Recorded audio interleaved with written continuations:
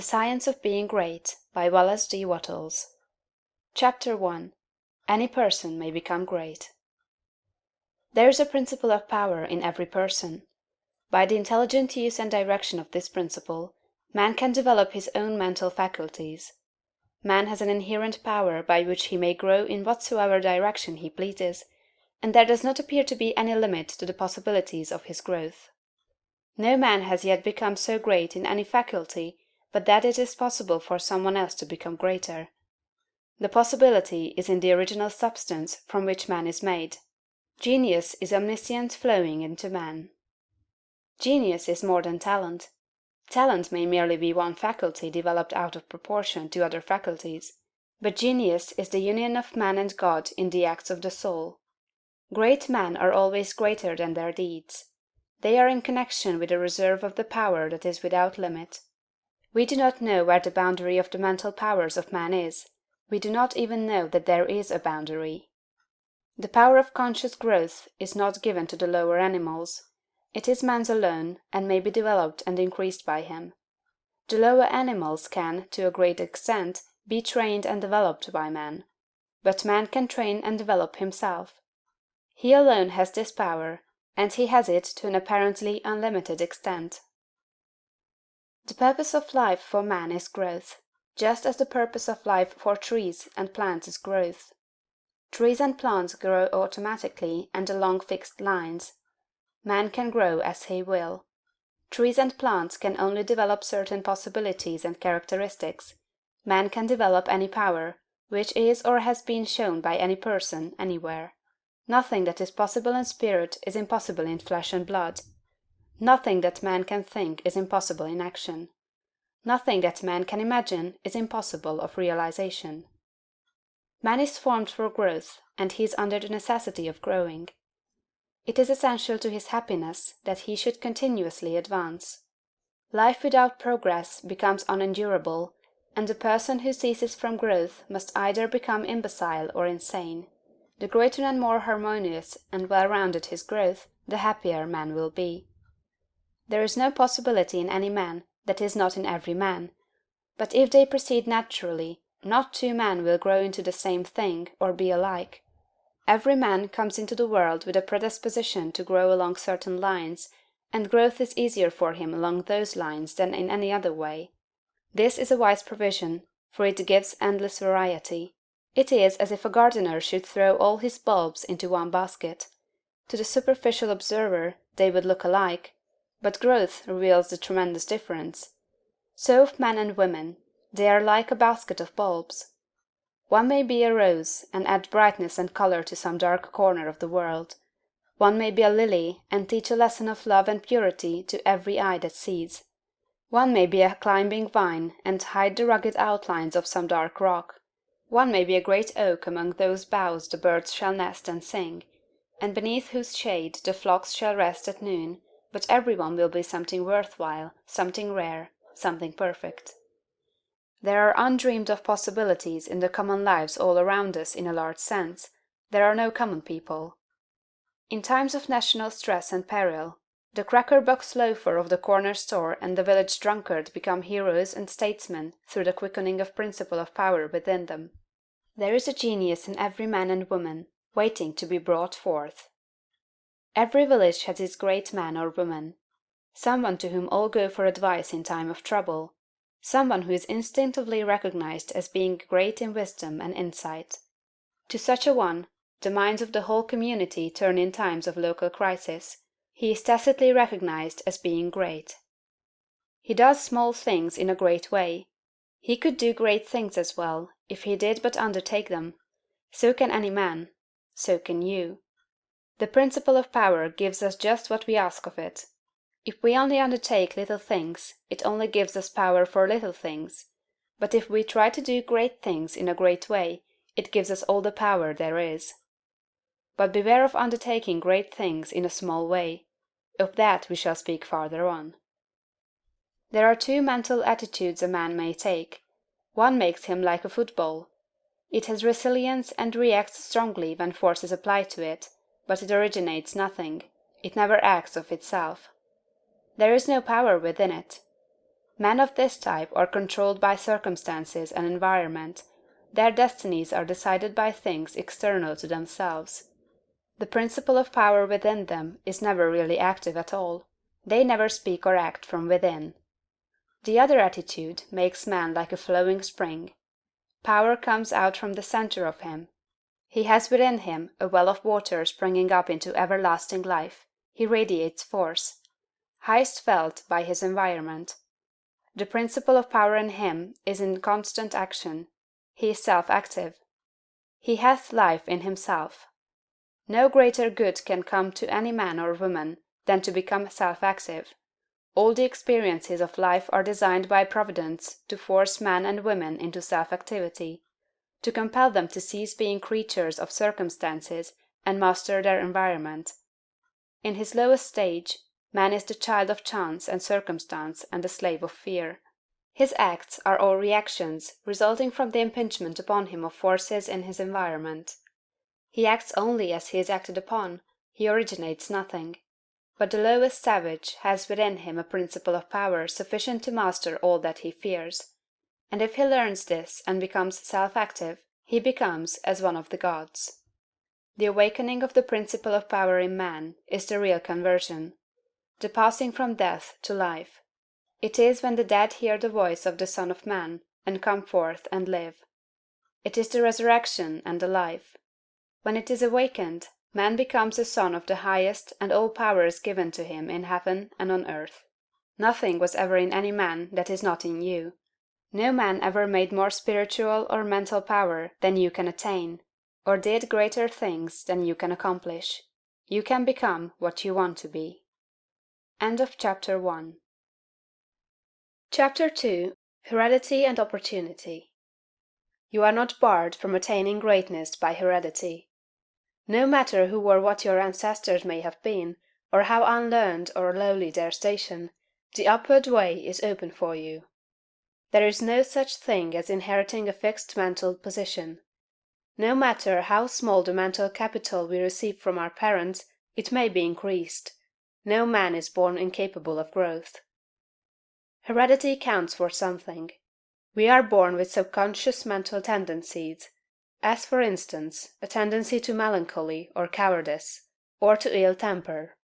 But all these subconscious tendencies may be overcome. When the real man awakens and comes forth, he can throw them off very easily. Nothing of this kind need keep you down. If you have inherited undesirable mental tendencies, you can eliminate them, and put desirable tendencies in their places. An inherited mental trait is a habit of thought of your father or mother impressed upon your subconscious mind. You can substitute the opposite impression by forming the opposite habit of thought. You can substitute a habit of cheerfulness for a tendency to despondency. You can overcome cowardice or ill temper. Heredity may count for something, too, in an inherited conformation of the skull. There is something in phrenology, if not as much as its exponents claim. It is true that the different faculties are localized in the brain, and that the power of a faculty depends upon the number of active brain cells in its area. A faculty whose brain area is large is likely to act with more power than one whose cranial section is small. Hence persons with certain conformations of the skull show talent as musicians, orators, mechanics, and so on. It has been argued from this that a man's cranial formation must, to a great extent, decide his station in life, but this is an error. It has been found that a small brain section, with many fine and active cells, gives as powerful expression to faculty as a larger brain with coarser cells. And it has been found that by turning the principle of power into any section of the brain, with the will and purpose to develop a particular talent, the brain cells may be multiplied indefinitely. Any faculty, power, or talent you possess, no matter how small or rudimentary, may be increased. You can multiply the brain cells in this particular area until it acts as powerfully as you wish. It is true that you can act most easily through those faculties that are now most largely developed. You can do, with the least effort, the things which come naturally, but it is also true that if you make the necessary effort you can develop any talent. You can do what you desire to do, and become what you want to be. When you fix upon some ideal, and proceed as hereinafter directed, all the power of your being is turned into the faculties required in the realization of that ideal. More blood and nerve force go to the corresponding sections of the brain, and the cells are quickened, increased, and multiplied in number. The proper use of the mind of man will build a brain capable of doing what the mind wants to do. The brain does not make the man makes the brain. Your place in life is not fixed by heredity. Nor are you condemned to the lower levels by circumstances or lack of opportunity. The principle of power in man is sufficient for all the requirements of his soul. No possible combination of circumstances can keep him down, if he makes his personal attitude right and determines to rise. The power which formed man and purposed him for growth also controls the circumstances of society, industry, and government. And this power is never divided against itself. The power which is in you is in the things around you, and when you begin to move forward, the things will arrange themselves for your advantage, as described in later chapters of this book. Man was formed for growth, and all things external were designed to promote his growth. No sooner does a man awaken his soul and enter on the advancing way, than he finds that not only is God for him, but nature, society, and his fellow men are for him also, and all things work together for his good if he obeys the law. Poverty is no bar to greatness, for poverty can always be removed. Martin Luther, as a child, sang in the streets for bread. Linnaeus, the naturalist, had only $40 with which to educate himself. He mended his own shoes, and often had to beg meals from his friends. Hugh Miller, apprenticed to a stonemason, began to study geology in a quarry. George Stephenson, inventor of the locomotive engine, and one of the greatest of civil engineers, was a coal miner, working in a mine, when he awakened and began to think. James Watt was a sickly child, and was not strong enough to be sent to school. Abraham Lincoln was a poor boy. In each of these cases, we see a principle of power in the man that lifts him above all opposition and adversity. There is a principle of power in you. If you use it and apply it in a certain way, you can overcome all heredity, and master all circumstances and conditions, and become a great and powerful personality. End of Chapter 2. Chapter 3. The Source of Power. Man's brain, body, mind, faculties, and talents are the mere instruments he uses in demonstrating greatness. In themselves, they do not make him great.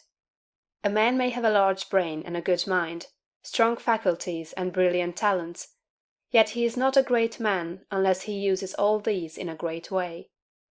That quality which enables man to use his abilities in a great way makes him great, and to that quality we give the name of wisdom.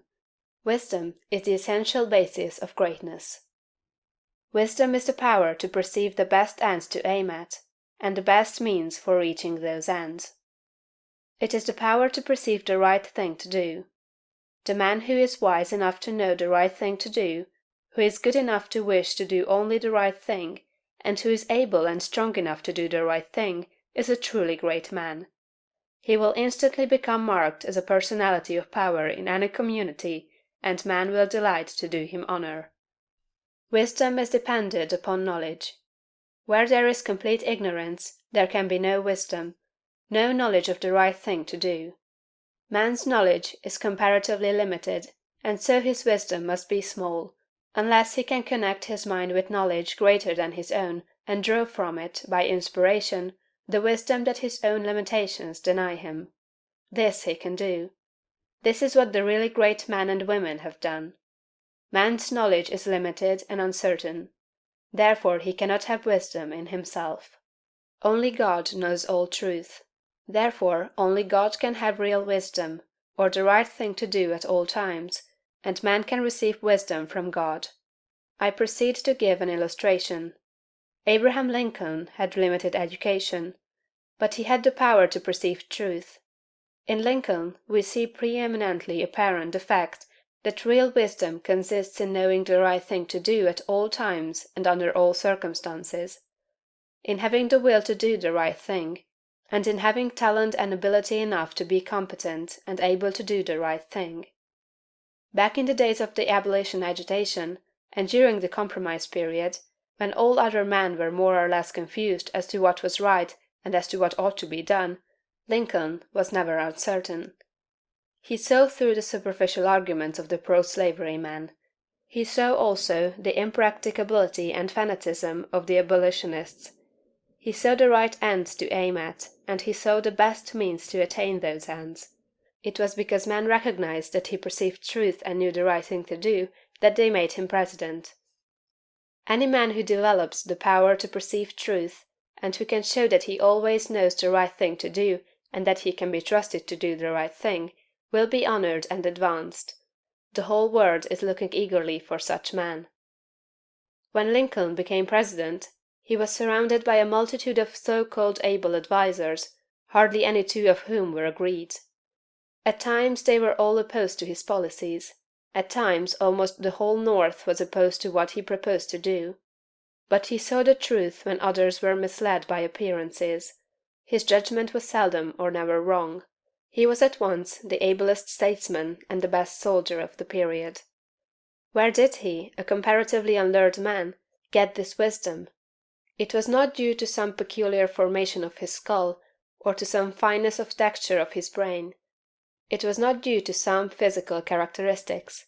It was not even a quality of mind due to superior reasoning power. Processes of reason do not often reach knowledge of truth. It was due to a spiritual insight. He perceived truth, but where did he perceive it, and whence did the perception come? We see something similar in Washington, whose faith and courage, due to his perception of truth, held the colonies together during the long and often apparently hopeless struggle of the Revolution. We see something of the same thing in the phenomenal genius of Napoleon, who always knew, in military matters, the best means to adopt. We see that the greatness of Napoleon was in nature rather than in Napoleon, and we discover back of Washington and Lincoln something greater than either Washington or Lincoln. We see the same thing in all great men and women. They perceive truth, but truth cannot be perceived until it exists, and there can be no truth until there is a mind to perceive it. Truth does not exist apart from mind. Washington and Lincoln were in touch and communication with a mind that knew all knowledge and contained all truth. The same is true for all who manifest wisdom. Wisdom is obtained by reading the mind of God. End of Chapter 3. Chapter 4. The Mind of God. There is a cosmic intelligence that is in all things and through all things. This is the one real substance. From it all things proceed. It is intelligent substance or mind stuff. It is God. Where there is no substance there can be no intelligence, for where there is no substance there is nothing. Where there is thought there must be a substance which thinks. Thought cannot be a function, for function is motion, and it is inconceivable that mere motion should think.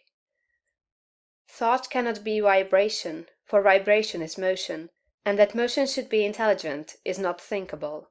Motion is nothing but the moving of substance. If there be intelligence shown, it must be in the substance and not in the motion.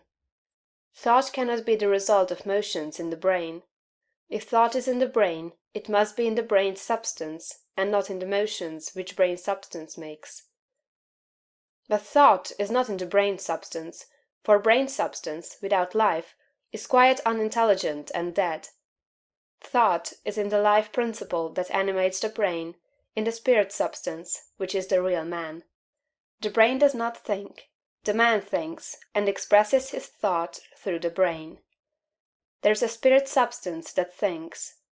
Just as the spirit substance of man permeates his body, and thinks and knows in the body, so the original spirit substance, God, permeates all nature and thinks and knows in nature. Nature is as intelligent as man, and knows more than man.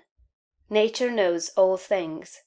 The All Mind has been in touch with all things from the beginning, and it contains all knowledge. Man's experience covers a few things, and these things man knows.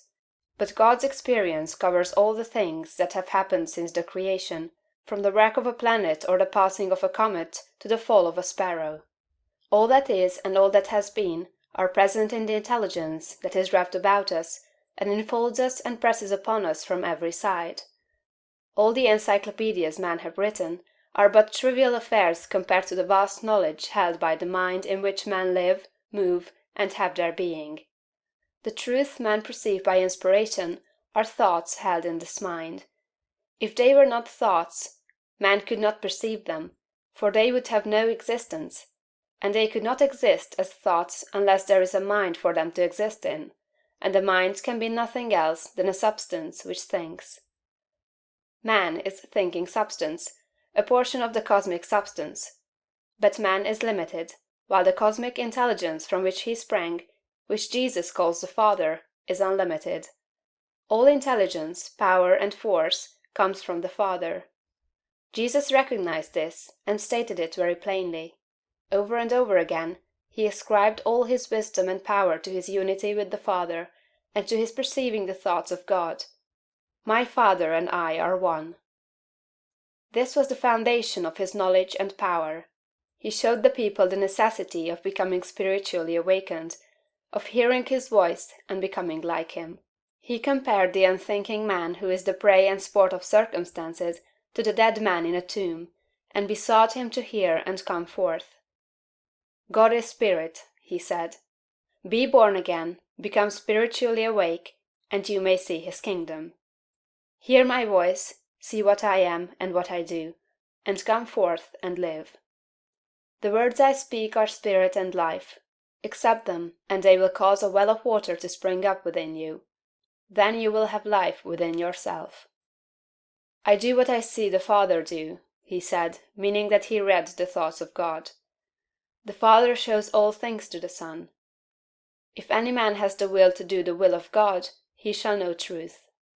My teaching is not my own, but his that sent me. You shall know the truth, and the truth shall make you free. The Spirit shall guide you into all truth. We are immersed in mind, and that mind contains all knowledge and all truth. It is seeking to give us this knowledge, for our Father delights to give good gifts to his children. The prophets and seers and great men and women, past and present, were made great by what they received from God, not by what they were taught by men. This limitless reservoir of wisdom and power is open to you. You can draw upon it as you will, according to your needs. You can make yourself what you desire to be. You can do what you wish to do. You can have what you want. To accomplish this, you must learn to become one with the Father, so that you may perceive truth. So that you may have wisdom, and know the right ends to seek and the right means to use to attain those ends, and so that you may secure power and ability to use the means. In closing this chapter, resolve that you will now lay aside all else, and concentrate upon the attainment of conscious unity with God. Oh, when I am safe in my sylvan home, I tread on the pride of Greece and Rome, and when I am stretched beneath the pines, where the evening star so wholly shines, I laugh at the lore and pride of man, at the sophist schools and the learned clan, for what are they in all their high conceit, when man in the bush with God may meet? End of Chapter 4. Chapter 5. Preparation. Draw nigh to God, and he will draw nigh to you. If you become like God, you can read his thoughts, and if you do not, you will find the inspirational perception of truth impossible. You can never become a great man or woman until you have overcome anxiety, worry, and fear. It is impossible for an anxious man, a worried one, or a fearful one to perceive truth. All things are distorted and thrown out of their proper relations by such mental states, and those who are in them cannot read the thoughts of God. If you are poor, or if you are anxious about business or financial matters, you are recommended to study carefully the first volume of this series, The Science of Getting Rich. That will present to you a solution for your problems of this nature, no matter how large or how complicated they may seem to be. There is not the least cause for worry about financial affairs. Every person who wills to do so may rise above want, have all he needs, and become rich.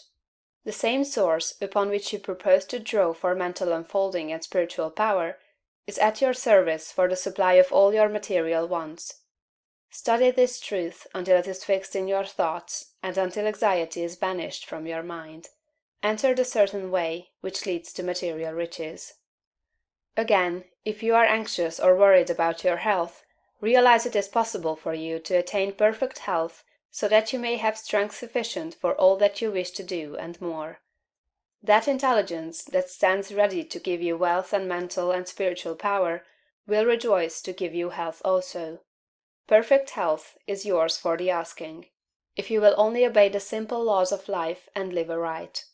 Conquer ill health and cast out fear.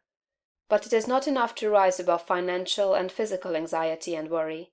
You must rise above moral evil doing as well. Sound your inner consciousness now for the motives that actuate you and make sure they are right. You must cast out lust and cease to be ruled by appetite, and you must begin to govern appetite. You must eat only to satisfy hunger, never for gluttonous pleasure, and in all things you must make the flesh obey the spirit. You must lay aside greed. Have no unworthy motive in your desire to become rich and powerful. It is legitimate and right to desire riches, if you want them for the sake of the soul, but not if you desire them for the lusts of the flesh. Cast out pride and vanity. Have no thought of trying to rule over others, or of outdoing them. This is a vital point. There is no temptation so insidious as the selfish desire to rule over others. Nothing so appeals to the average man or woman as to sit in the uppermost places at feasts, to be respectfully saluted in the marketplace, and to be called Rabbi, Master. To exercise some sort of control over others is the secret motive of every selfish person. The struggle for power over others is the battle of the competitive world, and you must rise above that world and its motives and aspirations, and seek only for life. Cast out envy. You can have all that you want, and you need not envy any man what he has. Above all things, see to it that you do not hold malice or enmity toward any one. To do so cuts you off from the mind whose treasures you seek to make your own. He that loves not his brother loves not God. Lay aside all narrow personal ambition, and determine to seek the highest good and to be swayed by no unworthy selfishness. Go over all the foregoing, and set these moral temptations out of your heart one by one, determined to keep them out. Then resolve that you will not only abandon all evil thought, but that you will forsake all deeds, habits, and courses of action which do not recommend themselves to your noblest ideals. This is supremely important. Make this resolution with all the power of your soul, and you are ready for the next step towards greatness, which is explained in the following chapter. End of chapter 5. Chapter 6. The social point of view. Without faith, it is impossible to please God. And without faith, it is impossible for you to become great. The distinguishing characteristics of all really great men and women is an unwavering faith. We see this in Lincoln during the dark days of the war. We see it in Washington at Valley Forge. We see it in Livingstone, the crippled missionary, threading the mazes of the dark continent, his soul aflame with the determination to let in the light upon the accursed slave trade which his soul abhorred. We see it in Luther and in Francis Willard, in every man and woman who has attained a place on the muster roll of the great ones of the world. Faith, not a faith in oneself or in one's own powers, but faith in principle, in the something great which upholds right, and which may be relied upon to give us the victory in due time. Without this faith, it is not possible for anyone to rise to real greatness. The man who has no faith in principle will always be a small man. Whether you have this faith or not depends upon your point of view. You must learn to see the world as being produced by evolution, as a something that is evolving and becoming, not as a finished work. Millions of years ago, God worked with very low and crude forms of life, low and crude, yet each perfect after its kind. Higher and more complex organisms, animal and vegetable, appeared through the successive ages. The earth passed through stage after stage in its unfolding, each stage perfect in itself, and to be succeeded by a higher one. What I wish you to note is that the so-called lower organisms are as perfect after their kind as the higher ones; that the world in the Eocene period was perfect for that period. It was perfect, but God's work was not finished. This is true of the world today. Physically, socially, and industrially, it is all good, and it is all perfect. It is not complete anywhere or in any part, but so far as the handiwork of God has gone, it is perfect. This must be your point of view, that the world and all it contains is perfect, though not completed. All's right with the world. That is the great fact. There is nothing wrong with anything. There is nothing wrong with anybody. All the facts of life you must contemplate from this standpoint. There is nothing wrong with nature. Nature is a great advancing presence working beneficently for the happiness of all. All things in nature are good. She has no evil. She is not completed, for creation is still unfinished, but she is going on to give to man even more bountifully than she has given to him in the past. Nature is a partial expression of God, and God is love. She is perfect, but not complete. So it is of human society and government. What though there are trusts and combinations of capital and strikes and lockouts and so on? All these things are part of the forward movement. They are incidental to the evolutionary process of completing society. When it is complete, there will be harmony. But it cannot be completed without them. J.P. Morgan is as necessary to the coming social order as the strange animals of the age of reptiles were to the life of the succeeding period. And just as these animals were perfect after their kind, so Morgan is perfect after his kind. Behold, it is all very good. See government and industry as being perfect now, and as advancing rapidly toward being complete. Then you will understand that there is nothing to fear, no cause for anxiety, nothing to worry about. Never complain of any of these things. They are perfect. This is the very best possible word for the stage of development man has reached. This will sound like rank folly to many, perhaps to most people. What, they will say, are not child labor and the exploitation of men and women in filthy and unsanitary factories evil things? Aren't saloons evil? Do you mean to say that we shall accept all these and call them good? Child labor and similar things are no more evil than the way of living and the habits and practices of the cave dweller were evil. His ways were those of the savage stage of man's growth, and for that stage they were perfect. Our industrial practices are those of the savage stage of industrial development, and they are also perfect. Nothing better is possible until we cease to be mental savages in industry and business, and become men and women. This can only come about by the rise of the whole race to a higher viewpoint. And this can only come about by the rise of such individuals here and there as are ready for the higher viewpoint. The cure for all this inharmoniousness lies not with the masters or employers, but with the workers themselves. Whenever they reach a higher viewpoint, whenever they shall desire to do so, they can establish complete brotherhood and harmony in industry. They have the numbers and the power. They are getting now what they desire. Whenever they desire more in the way of a higher, purer, more harmonious life, they will receive more. True, they want more now, but they only want more of the things that make for animal enjoyment, and so industry remains in the savage, brutal, animal stage. When the workers begin to rise to the mental plane of living, and ask for more of the things that make for the life of the mind and soul, industry will at once be raised above the plane of savagery and brutality. But it is perfect now upon its plane. Behold!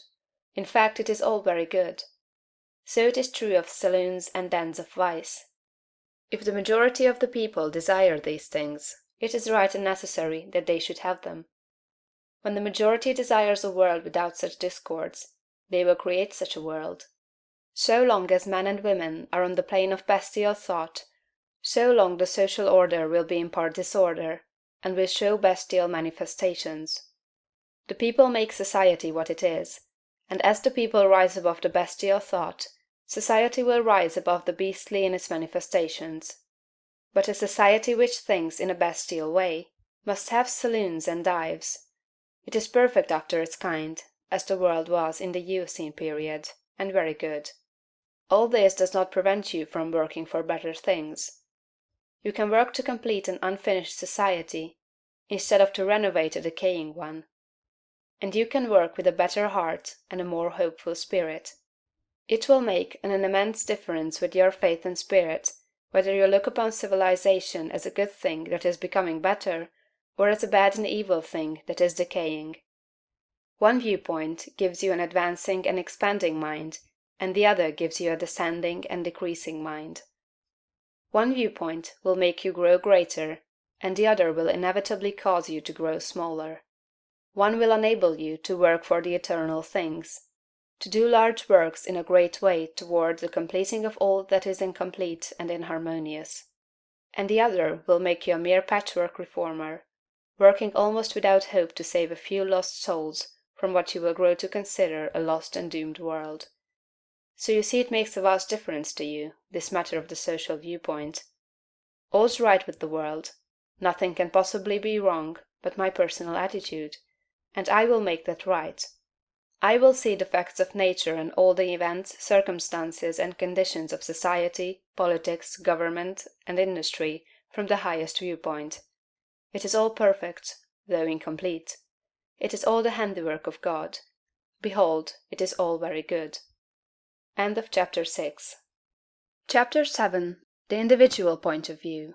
Important as the matter of your point of view for the facts of social life is, it is of less moment than your viewpoint for your fellow men, for your acquaintances, friends, relatives, your immediate family, and most of all, yourself. You must learn not to look upon the world as a lost and decaying thing, but as a something perfect and glorious, which is going on to a most beautiful completeness. And you must learn to see men and women not as lost and accursed things, but as perfect beings advancing to become complete. There are no bad or evil people. An engine, which is on the rails pulling a heavy train, is perfect after its kind, and it is good. The power of steam, which drives it, is good. Let a broken rail throw the engine into the ditch, and it does not become bad or evil by being so displaced. It is a perfectly good engine, but off the track. The power of steam that drives it into the ditch and wrecks it is not evil, but a perfectly good power. So that which is misplaced, or applied in an incomplete or partial way, is not evil. There are no evil people. There are perfectly good people who are off the track, but they do not need condemnation or punishment. They only need to get upon the rails again. That which is undeveloped or incomplete often appears to us as evil, because of the way we have trained ourselves to think. The root of a bulb that shall produce a white lily is an unsightly thing. One might look upon it with disgust. But how foolish we should be to condemn the bulb for its appearance when we know the lily is within it. The root is perfect after its kind. It is a perfect but incomplete lily. And so we must learn to look upon every man and woman, no matter how unlovely in outward manifestation. They are perfect in their stage of being, and they are becoming complete. Behold, it is all very good. Once we come into a comprehension of this fact, and arrive at this point of view, we lose all desire to find fault with people, to judge them, criticize them, or condemn them. We no longer work as those who are saving lost souls, but as those who are among the angels, working out the completion of a glorious heaven. We are born of the Spirit, and we see the kingdom of God. We no longer see men as trees walking, but our vision is complete. We have nothing but good words to say. It is all good, a great and glorious humanity coming to completeness. And in our association with men this puts us into an expansive and enlarging attitude of mind. We see them as great beings, and we begin to deal with them and their affairs in a great way. But if we fall to the other point of view, and see a lost and degenerate race, we shrink into the contracting mind, and our dealings with men and their affairs will be in a small and contracted way. Remember to hold steadily to this point of view. If you do, you cannot fail to begin at once to deal with your acquaintances and neighbors and with your own family as a great personality deals with men. This same viewpoint must be the one from which you regard yourself. You must always see yourself as a great advancing soul. Learn to say, "There is that in me of which I am made, which knows no imperfection, weakness, or sickness. The world is incomplete, but God in my own consciousness is both perfect and complete. Nothing can be wrong but my own personal attitude, and my own personal attitude can be wrong only when I disobey that which is within. I am a perfect manifestation of God, so far as I have gone, and I will press on to be complete. I will trust and not be afraid." When you are able to say this understandingly, you will have lost all fear, and you will be far advanced upon the road to the development of a great and powerful personality. End of Chapter 7. Chapter 8. Consecration. Having attained to the viewpoint that puts you into the right relations with the world and with your fellow men, the next step is consecration. And consecration in its true sense simply means obedience to the soul. You have that within you, that which is always impelling you toward the upward and advancing way. And that impelling something is the divine principle of power. You must obey it without question. No one will deny the statement that if you are to be great, the greatness must be a manifestation of something within. Nor can you question that this something must be the very greatest and highest that is within. It is not the mind, or the intellect, or the reason. You cannot be great if you go no farther back for principle than to your reasoning power. Reason knows neither principle nor morality. Your reason is like a lawyer, in that it will argue for either side. The intellect of a thief will plan robbery and murder as readily as the intellect of a saint will plan a great philanthropy. Intellect helps us to see the best means and manner of doing the right thing, but intellect never shows us the right thing.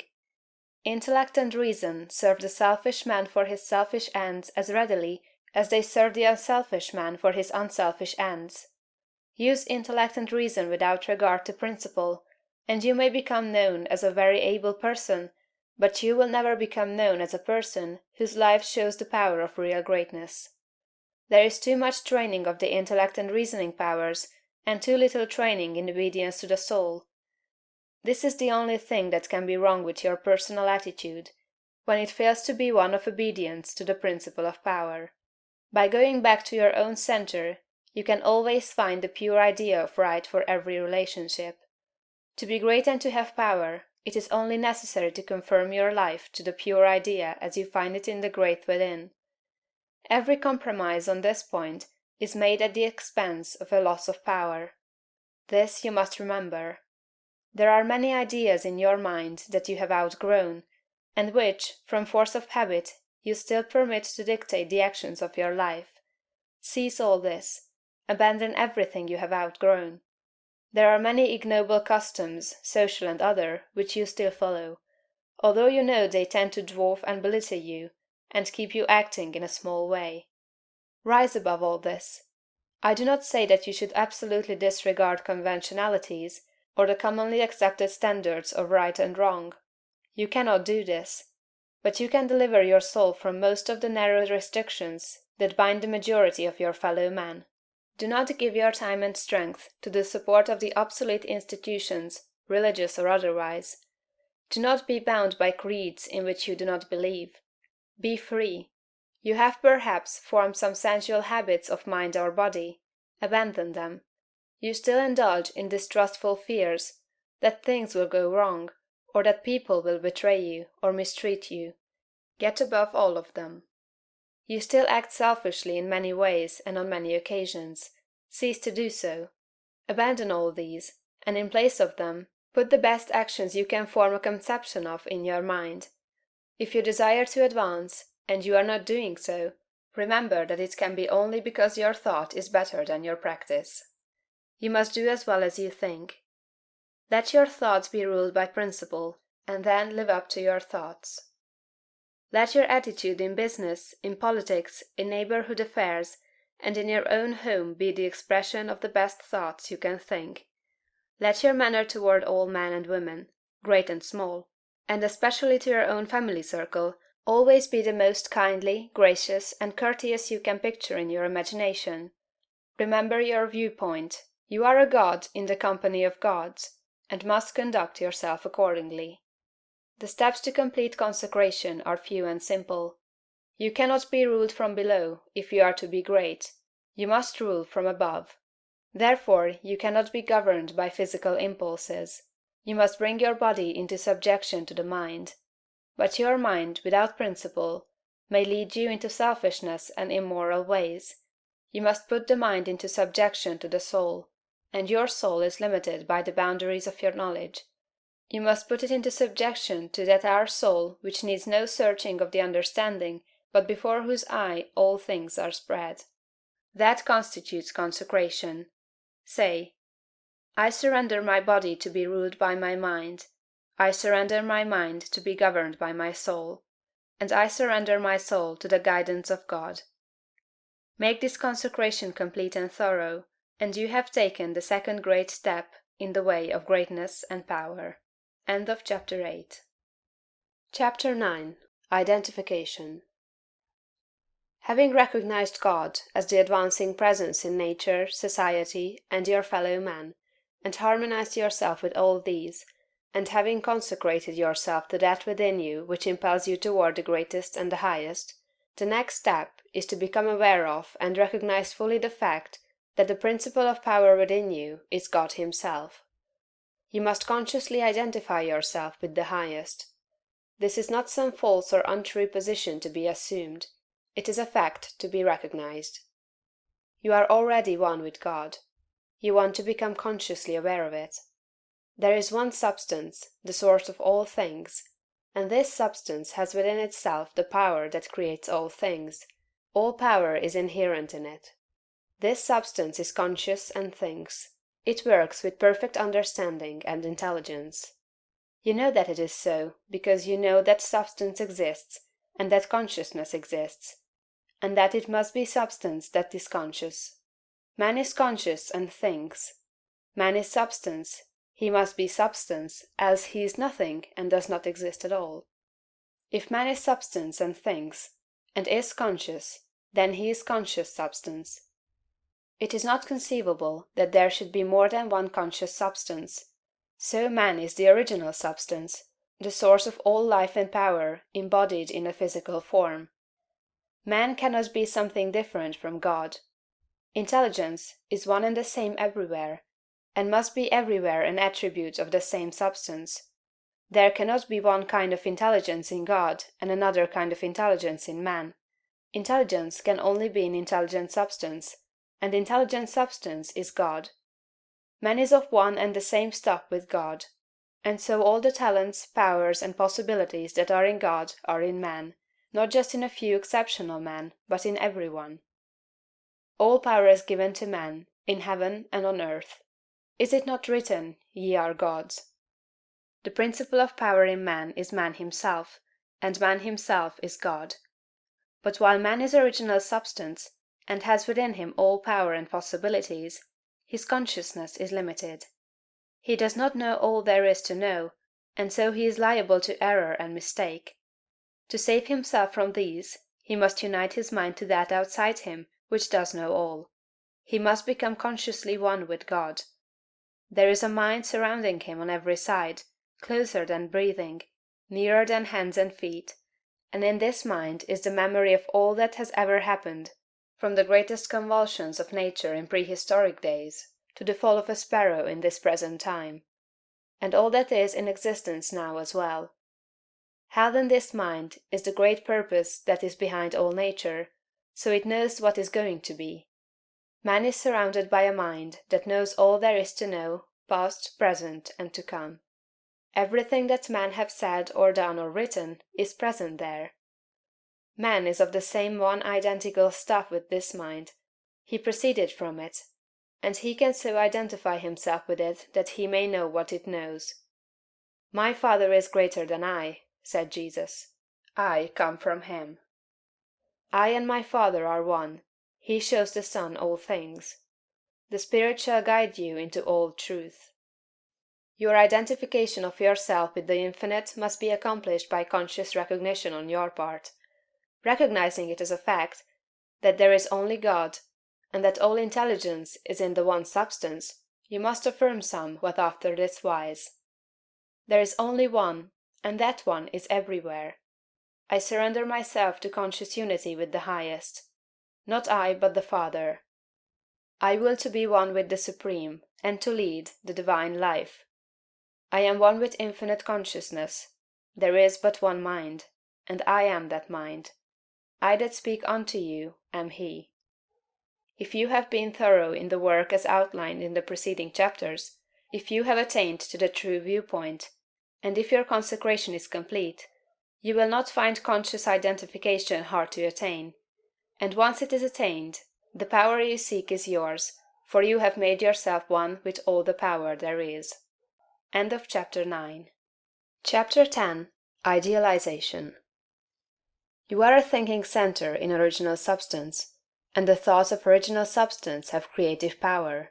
Whatever is formed in its thought, and held as a thought form, must come into existence as a visible and so-called material form, and a thought form held in thinking substance is a reality.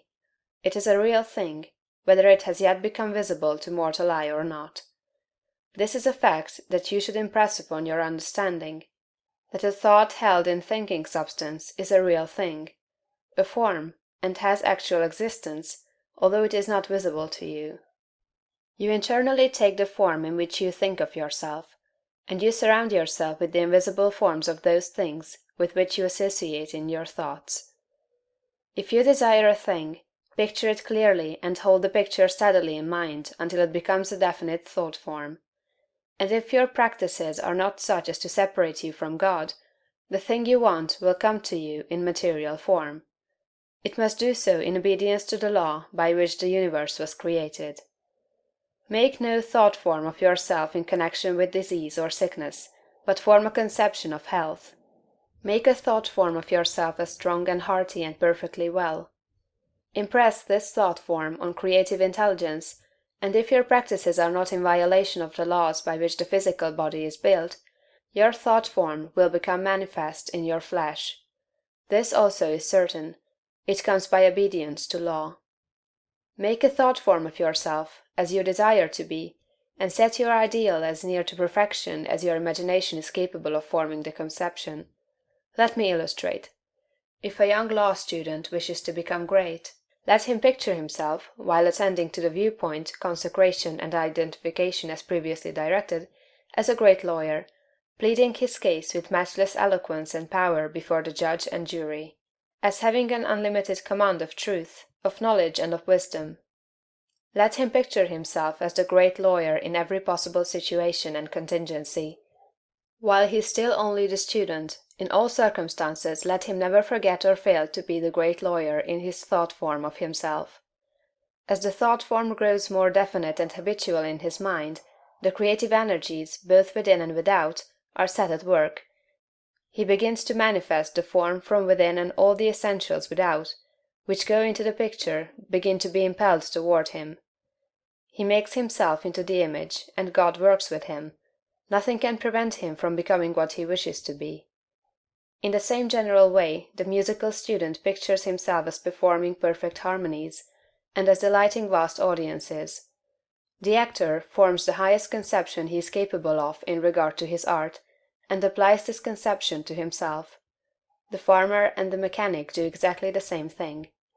Fix upon your ideal of what you wish to make of yourself. Consider well, and be sure that you make the right choice. That is, the one that will be the most satisfactory to you in a general way. Do not pay too much attention to the advice and suggestions of those around you. Do not believe that any one can know, better than yourself, what is right for you. Listen to what others have to say, but always form your own conclusions. Do not let other people decide what you are to be.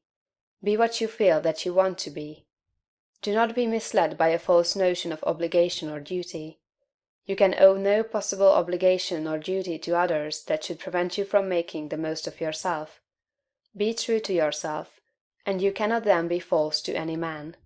When you have fully decided what thing you want to be, Form the highest conception of that thing that you are capable of imagining, and make that conception a thought form. Hold that thought form as a fact, as the real truth about yourself, and believe in it. Close your ears to all adverse suggestions. Never mind if people call you a fool or a dreamer. Dream on. Remember that Bonaparte, the half-starved lieutenant, always saw himself as the general of armies and the master of France, and he became in outward realization what he held himself to be in mind. So likewise will you. Attend carefully to all that has been said in the preceding chapters, and act as directed in the following ones, and you will become what you want to be. End of Chapter 10. Chapter 11. Realization. If you were to stop with the close of the last chapter, however, you would never become great. You would be indeed a mere dreamer of dreams, a castle builder. Too many do stop there. They do not understand the necessity for present action in realizing the vision and bringing the thought form into manifestation. Two things are necessary: firstly, the making of the thought form, and secondly, the actual appropriation to yourself of all that goes into and around the thought form. We have discussed the first, now we will proceed to give directions for the second. When you have made your thought form, you are already, in your interior, what you want to be. Next, you must become externally what you want to be. You are already great within, but you are not yet doing the great things without. You cannot begin, on the instant, to do the great things. You cannot be before the world the great actor or lawyer or musician or personality you know yourself to be. No one will entrust great things to you as yet, for you have not made yourself known. But you can always begin to do small things in a great way. Here lies the whole secret. You can begin to be great today in your own home, in your store or office, on the street, everywhere. You can begin to make yourself known as great, and you can do this by doing everything you do in a great way. You must put the whole power of your great soul into every act, however small or commonplace, and so reveal to your family, your friends and neighbors what you really are. Do not brag or boast of yourself. Do not go about telling people what a great personage you are. Simply live in a great way. No one will believe you if you tell him you are a great man, but no one can doubt your greatness if you show it in your actions. In your domestic circle, be so just, so generous, so courteous and kindly, that your family, your wife, husband, children, brothers and sisters shall know that you are a great and noble soul. In all your relations with men be great, just, generous, courteous, and kindly. The great are never otherwise. This is your attitude.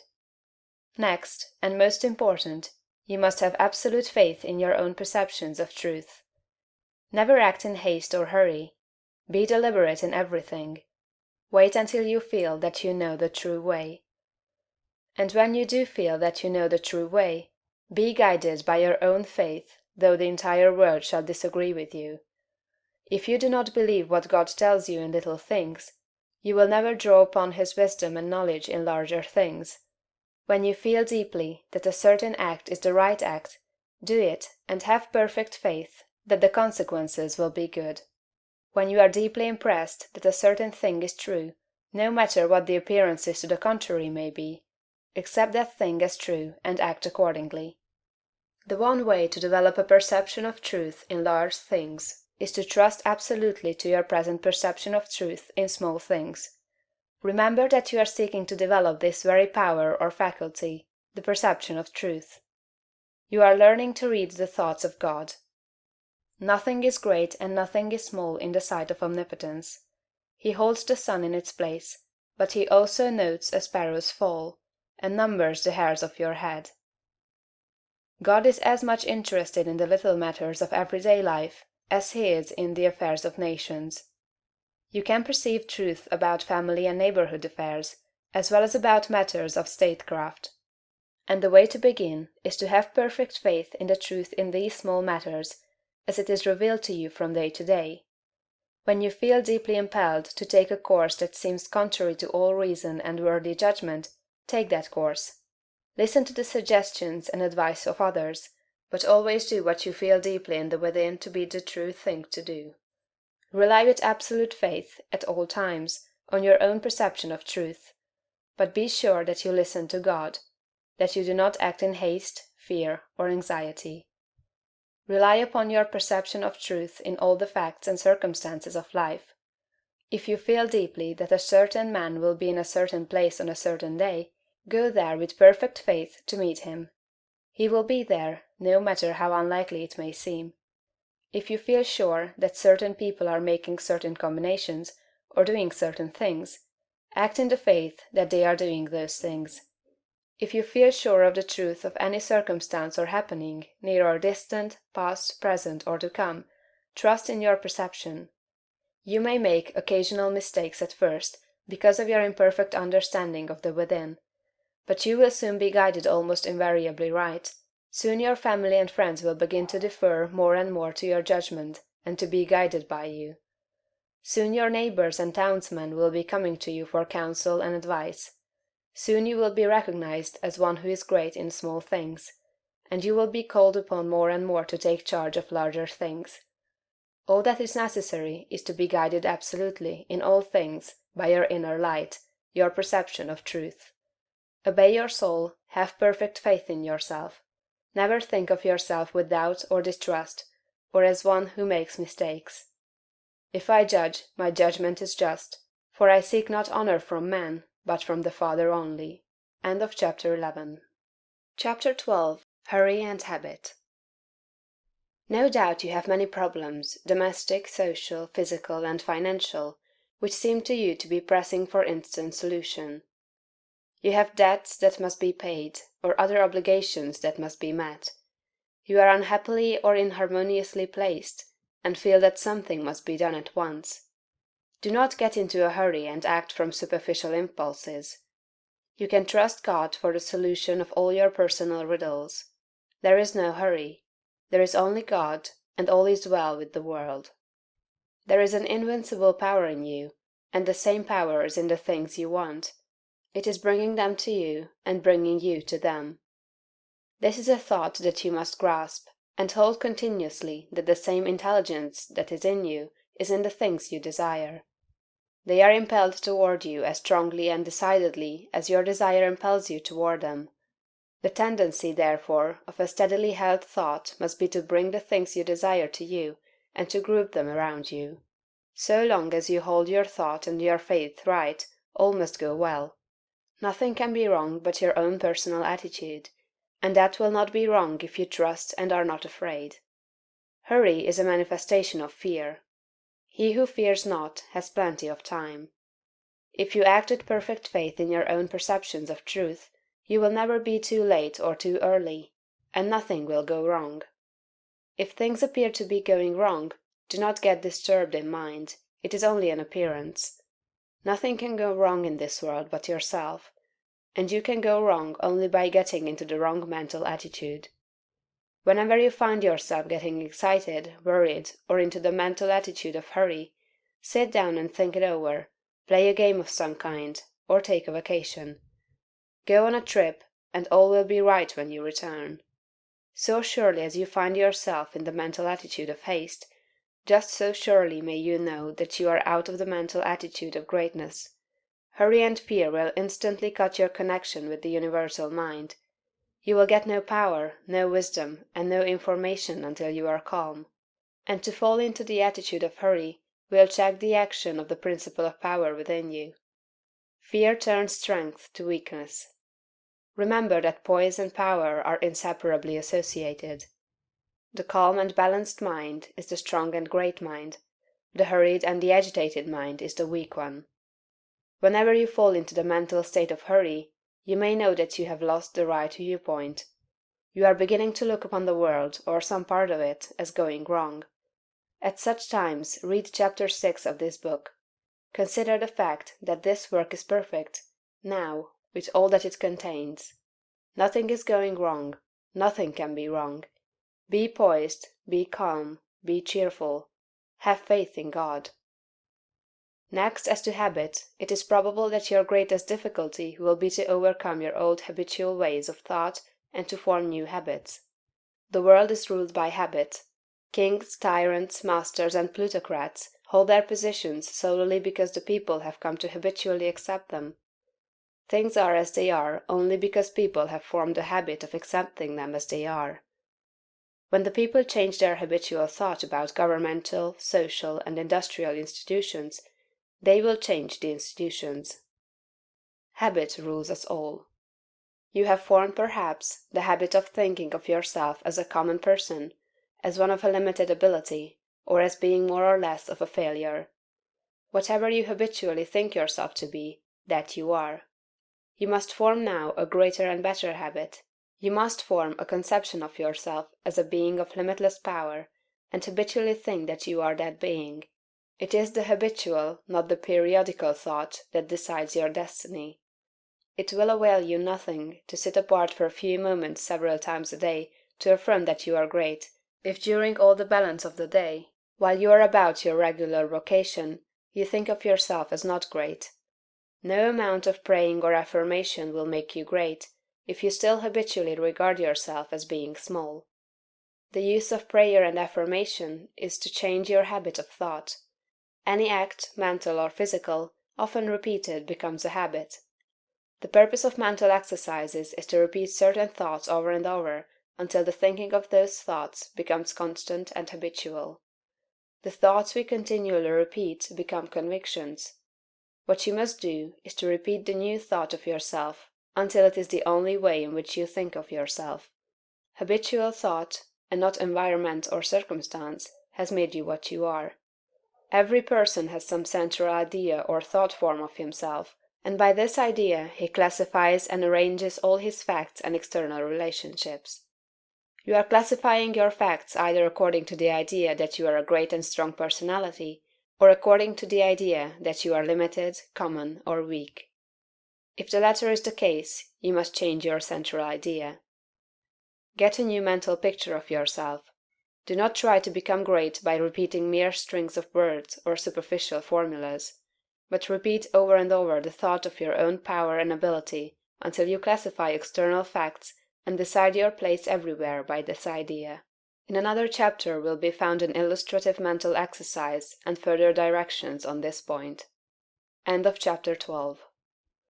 Chapter 13. Thought. Greatness is only attained by the constant thinking of great thoughts. No man can become great in outward personality until he is great internally. And no man can be great internally until he thinks. No amount of education, reading, or study can make you great without thought. But thought can make you great with every little study. There are altogether too many people who are trying to make something of themselves by reading books without thinking. All such will fail. You are not mentally developed by what you read, but by what you think about what you read. Thinking is the hardest and most exhausting of all labor, and hence many people shrink from it. God has so formed us that we are continuously impelled to thought. We must either think or engage in some activity to escape thought. The headlong, continuous chase for pleasure in which most people spend all their leisure time is only an effort to escape thought. If they are alone, or if they have nothing amusing to take their attention, as a novel to read or a show to see, they must think. And to escape from thinking, they resort to novels, shows, and all the endless devices of the purveyors of amusement. Most people spend the greater part of their leisure time running away from thought, hence they are what they are. We never move forward until we begin to think. Read less and think more. Read about great things and think about great questions and issues. We have at the present time few really great figures in the political life of our country. Our politicians are a petty lot. There is no Lincoln, no Webster, no Clay, no Calhoun, no Jackson. Why? Because our present statesmen deal only with sordid and petty issues, questions of dollars and cents, of expediency and party success, of material prosperity without regard to ethical right. Thinking along these lines does not call forth great souls. The statesmen of Lincoln's time and previous times dealt with questions of eternal truth, of human rights and justice. Men thought upon great themes, they thought great thoughts, and they became great men. Thinking, not mere knowledge or information, makes personality. Thinking is growth. You cannot think without growing. Every thought engenders another thought. Write one idea, and others will follow until you have written a page. You cannot fathom your own mind. It has neither bottom nor boundaries. Your first thoughts may be crude, but as you go on thinking you will use more and more of yourself. You will quicken new brain cells into activity, and you will develop new faculties. Heredity, environment, circumstances, all things must give way before you if you practice sustained and continuous thought. But, on the other hand, if you neglect to think for yourself, and only use other people's thought, you will never know what you are capable of, and you will end by being incapable of anything. There can be no real greatness without original thought. All that a man does outwardly is the expression and completion of his inward thinking. No action is possible without thought, and no great action is possible until a great thought has preceded it. Action is the second form of thought, and personality is the materialization of thought. Environment is the result of thought. Things group themselves or arrange themselves around you according to your thought.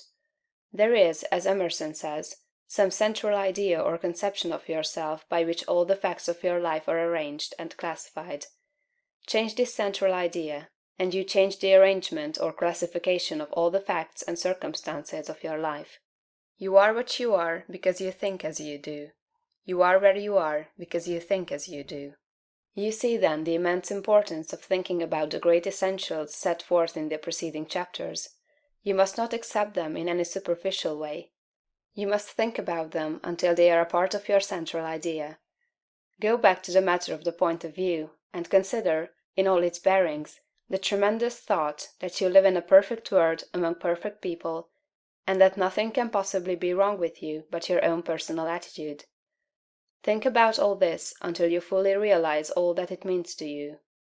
Consider that this is God's world, and that it is the best of all possible worlds, that He has brought it thus far toward completion by the processes of organic, social, and industrial evolution, and that it is going on to greater completeness and harmony. Consider that there is one great, perfect, intelligent principle of life and power, causing all the changing phenomena of the cosmos. Think about all this until you see that it is true, and until you comprehend how you should live and act as a citizen of such a perfect whole. Next, think of the wonderful truth that this great intelligence is in you. It is your own intelligence. It is an inner light impelling you toward the right thing and the best thing, the greatest act and the highest happiness. It is a principle of power in you, giving you all the ability and genius there is. It will infallibly guide you to the best, if you will submit to it and walk in the light. Consider what is meant by your consecration of yourself when you say, "I will obey my soul." This is a sentence of tremendous meaning. It must revolutionize the attitude and behavior of the average person. Then think of your identification with this great Supreme, that all its knowledge is yours, and all its wisdom is yours for the asking. You are a god if you think like a god. If you think like a god, you cannot fail to act like a god. Divine thoughts will surely externalize themselves in a divine life. Thoughts of power will end in a life of power. Great thoughts will manifest in a great personality. Think well of all this, and then you are ready to act. End of chapter 13. Chapter 14. Action at Home. Do not merely think that you are going to become great. Think that you are great now. Do not think that you will begin to act in a great way at some future time. Begin now. Do not think that you will act in a great way when you reach a different environment. Act in a great way where you are now.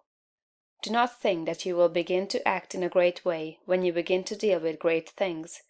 Begin to deal in a great way with small things. Do not think that you will begin to be great when you get among more intelligent people or among people who understand you better. Begin now to deal in a great way with the people around you. If you are not in an environment where there is scope for your best powers and talents, you can move in due time. But meanwhile, you can be great where you are. Lincoln was as great when he was a backwoods lawyer as when he was president.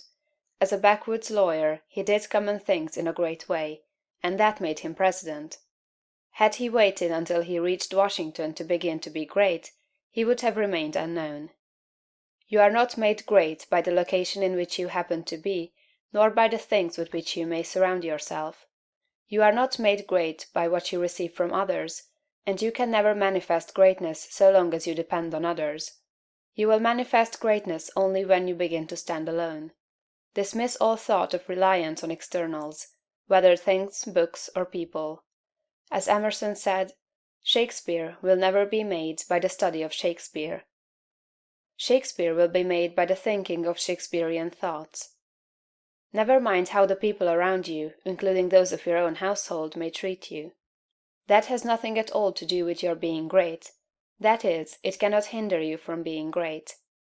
People may neglect you, and be unthankful and unkind in their attitude toward you. Does that prevent you from being great in your manner and attitude toward them? Your Father, said Jesus, is kind to the unthankful and the evil. Would God be great if he should go away and sulk because people were unthankful and did not appreciate him? Treat the unthankful and the evil in a great and perfectly kind way, just as God does. Do not talk about your greatness. You are really, in essential nature, no greater than those around you. You may have entered upon a way of living and thinking which they have not yet found, but they are perfect on their own plane of thought and action. You are entitled to no special honor or consideration for your greatness. You are a god, but you are among gods. You will fall into the boastful attitude if you see other people's shortcomings and failures and compare them with your own virtues and successes, and if you fall into the boastful attitude of mind, you will cease to be great and become small. Think of yourself as a perfect being among perfect beings, and meet every person as an equal, not as either superior or an inferior. Give yourself no airs. Great people never do. Ask no honors and seek no recognition. Honors and recognition will come fast enough if you are entitled to them. Begin at home. It is a great person who can always be poised, assured, calm, and perfectly kind and considerate at home. If your manner and attitude in your own family are always the best you can think of, you will soon become the one on whom all the others will rely.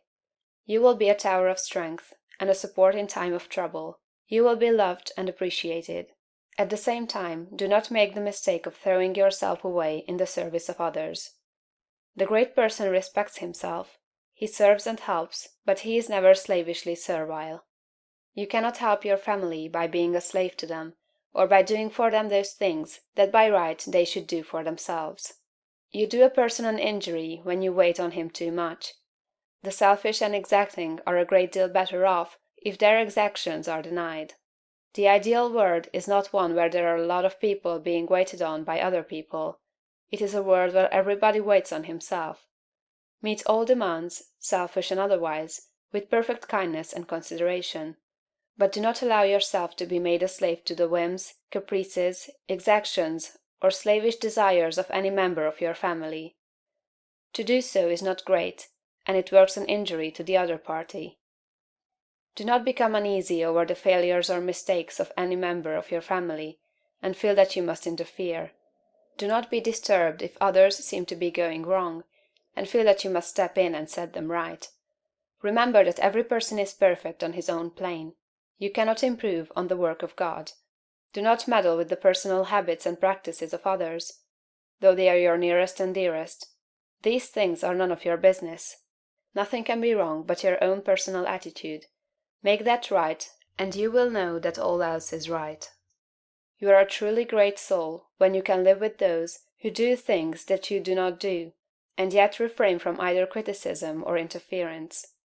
Do the things that are right for you to do, and believe that every member of your family is doing the things that are right for him. Nothing is wrong with anybody or anything. Behold, it is all very good. Do not be enslaved by anyone else, but be just as careful that you do not enslave anyone else to your own notions of what is right. Think, and think deeply and continuously. Be perfect in your kindness and consideration. Let your attitude be that of a god among gods, and not that of a god among inferior beings. This is the way to be great in your own home. End of chapter 14. Chapter 15. Action abroad. The rules that apply to your action at home must apply to your action everywhere. Never forget for an instant that this is a perfect world, and that you are a god among gods. You are as great as the greatest, but all are your equals. Rely absolutely on your perception of truth. Trust to the inner light rather than to reason, but be sure that your perception comes from the inner light. Act in poise and calmness. Be still and attend on God. Your identification of yourself with the All-Mind will give you all the knowledge you need for guidance in any contingency that may arise in your own life or in the lives of the others. It is only necessary that you should be supremely calm, and rely upon the eternal wisdom that is within you. If you act in poise and faith, your judgment will always be right, and you will always know exactly what to do. Do not hurry or worry. Remember Lincoln in the dark days of the war. James Freeman Clarke relates that after the Battle of Fredericksburg, Lincoln alone furnished a supply of faith and hope for the nation. Hundreds of leading men, from all parts of the country, went sadly into his room and came out cheerful and hopeful. They had stood face to face with the Highest, and had seen God in this lank, ungainly, patient man, although they knew it not. Have perfect faith in yourself and in your own ability to cope with any combination of circumstances that may arise. Do not be disturbed if you are alone. If you need friends, they will be brought to you at the right time. Do not be disturbed if you feel that you are ignorant. The information that you need will be furnished you when it is time for you to have it. That which is in you impelling you forward is in the things and people you need, impelling them toward you. If there is a particular man you need to know, he will be introduced to you. If there is a particular book you need to read, it will be placed in your hands at the right time. All the knowledge you need is coming to you from both external and internal sources. Your information and your talents will always be equal to the requirements of the occasion. Remember that Jesus told his disciples not to worry as to what they should say when brought before the judges. He knew that the power in them would be sufficient for the needs of the hour. As soon as you awaken and begin to use your faculties in a great way, you will apply power to the development of your brain. New cells will be created, and dormant cells quickened into activity, and your brain will be qualified as a perfect instrument for your mind. Do not try to do great things until you are ready to go about them in a great way. If you undertake to deal with great matters in a small way, that is, from a low viewpoint, or with incomplete consecration and wavering faith and courage, you will fail. Do not be in a hurry to get to the great things. Doing great things will not make you great, but becoming great will certainly lead you to the doing of great things. Begin to be great where you are, and in the things you do every day. Do not be in haste to be found out or recognized as a great personality. Do not be disappointed if men do not nominate you for office within a month after you begin to practice what you read in this book. Great people never seek for recognition or applause. They are not great because they want to be paid for being so. Greatness is reward enough for itself. The joy of being something and of knowing that you are advancing is the greatest of all joys possible to man. If you begin in your own family, as described in the preceding chapter, and then assume the same mental attitude with your neighbors, friends, and those you meet in business, you will soon find that people are beginning to depend on you. Your advice will be sought, and a constantly increasing number of people will look to you for strength and inspiration, and rely upon your judgment. Here, as in the home, you must avoid meddling with other people's affairs. Help all who come to you, but do not go about officiously endeavoring to set other people right. Mind your own business. It is no part of your mission in life to correct people's morals, habits, or practices. Lead a great life, doing all things with a great spirit and in a great way. Give to him that asks of you as freely as you have received, but do not force your help or your opinions upon any man. If your neighbor wishes to smoke or drink, it is his business. It is none of yours until he consults you about it. If you lead a great life and do no preaching, you will save 1,000 times as many souls as one who leads a small life and preaches continuously. If you hold the right viewpoint of the world, others will find it out, and be impressed by it through your daily conversation and practice. Do not try to convert others to your point of view, except by holding it and living accordingly. If your consecration is perfect, You do not need to tell anyone. It will speedily become apparent to all that you are guided by a higher principle than the average man or woman. If your identification with God is complete, you do not need to explain the fact to others. It will become self-evident. To become known as a great personality, you have nothing to do but to live. Do not imagine that you must go charging about the world like Don Quixote, tilting at windmills, and overturning things in general, in order to demonstrate that you are somebody. Do not go hunting for big things to do. Live a great life where you are, and in the daily work you have to do, and greater works will surely find you out. Big things will come to you, asking to be done. Be so impressed with the value of a man that you treat even a beggar or the tramp with the most distinguished consideration. All is God. Every man and woman is perfect. Let your manner be that of a god addressing other gods. Do not save all your consideration for the poor. The millionaire is as good as the tramp. This is a perfectly good world, and there is not a person or thing in it but is exactly right. Be sure that you keep this in mind in dealing with things and men. Form your mental vision of yourself with care. Make the thought form of yourself as you wish to be, and hold this with the faith that it is being realized, and with the purpose to realize it completely. Do every common act as a god should do it. Speak every word as a god should speak it. Meet men and women of both low and high estate as a god meets other divine beings. Begin thus and continue thus, and your unfolding in ability and power will be great and rapid. End of Chapter 15. Chapter 16. Some further explanations. We go back here to the matter of the point of view, for, besides being vitally important, it is the one that is likely to give the student the most trouble. We have been trained, partly by mistaken religious teachers, to look upon the world as being like a wrecked ship, storm-driven upon a rocky coast. Utter destruction is inevitable at the end, and the most that can be done is to rescue, perhaps, a few of the crew. This view teaches us to consider the world as essentially bad and growing worse, and to believe that existing discord and inharmoniousness must continue and intensify until the end. It robs us of hope for society, government, and humanity, and gives us a decreasing outlook and contracting mind. This is all wrong. The world is not wrecked. It is like a magnificent steamer with the engines in place and the machinery in perfect order. The bunkers are full of coal, and the ship is amply provisioned for the cruise. There is no lack of any good thing.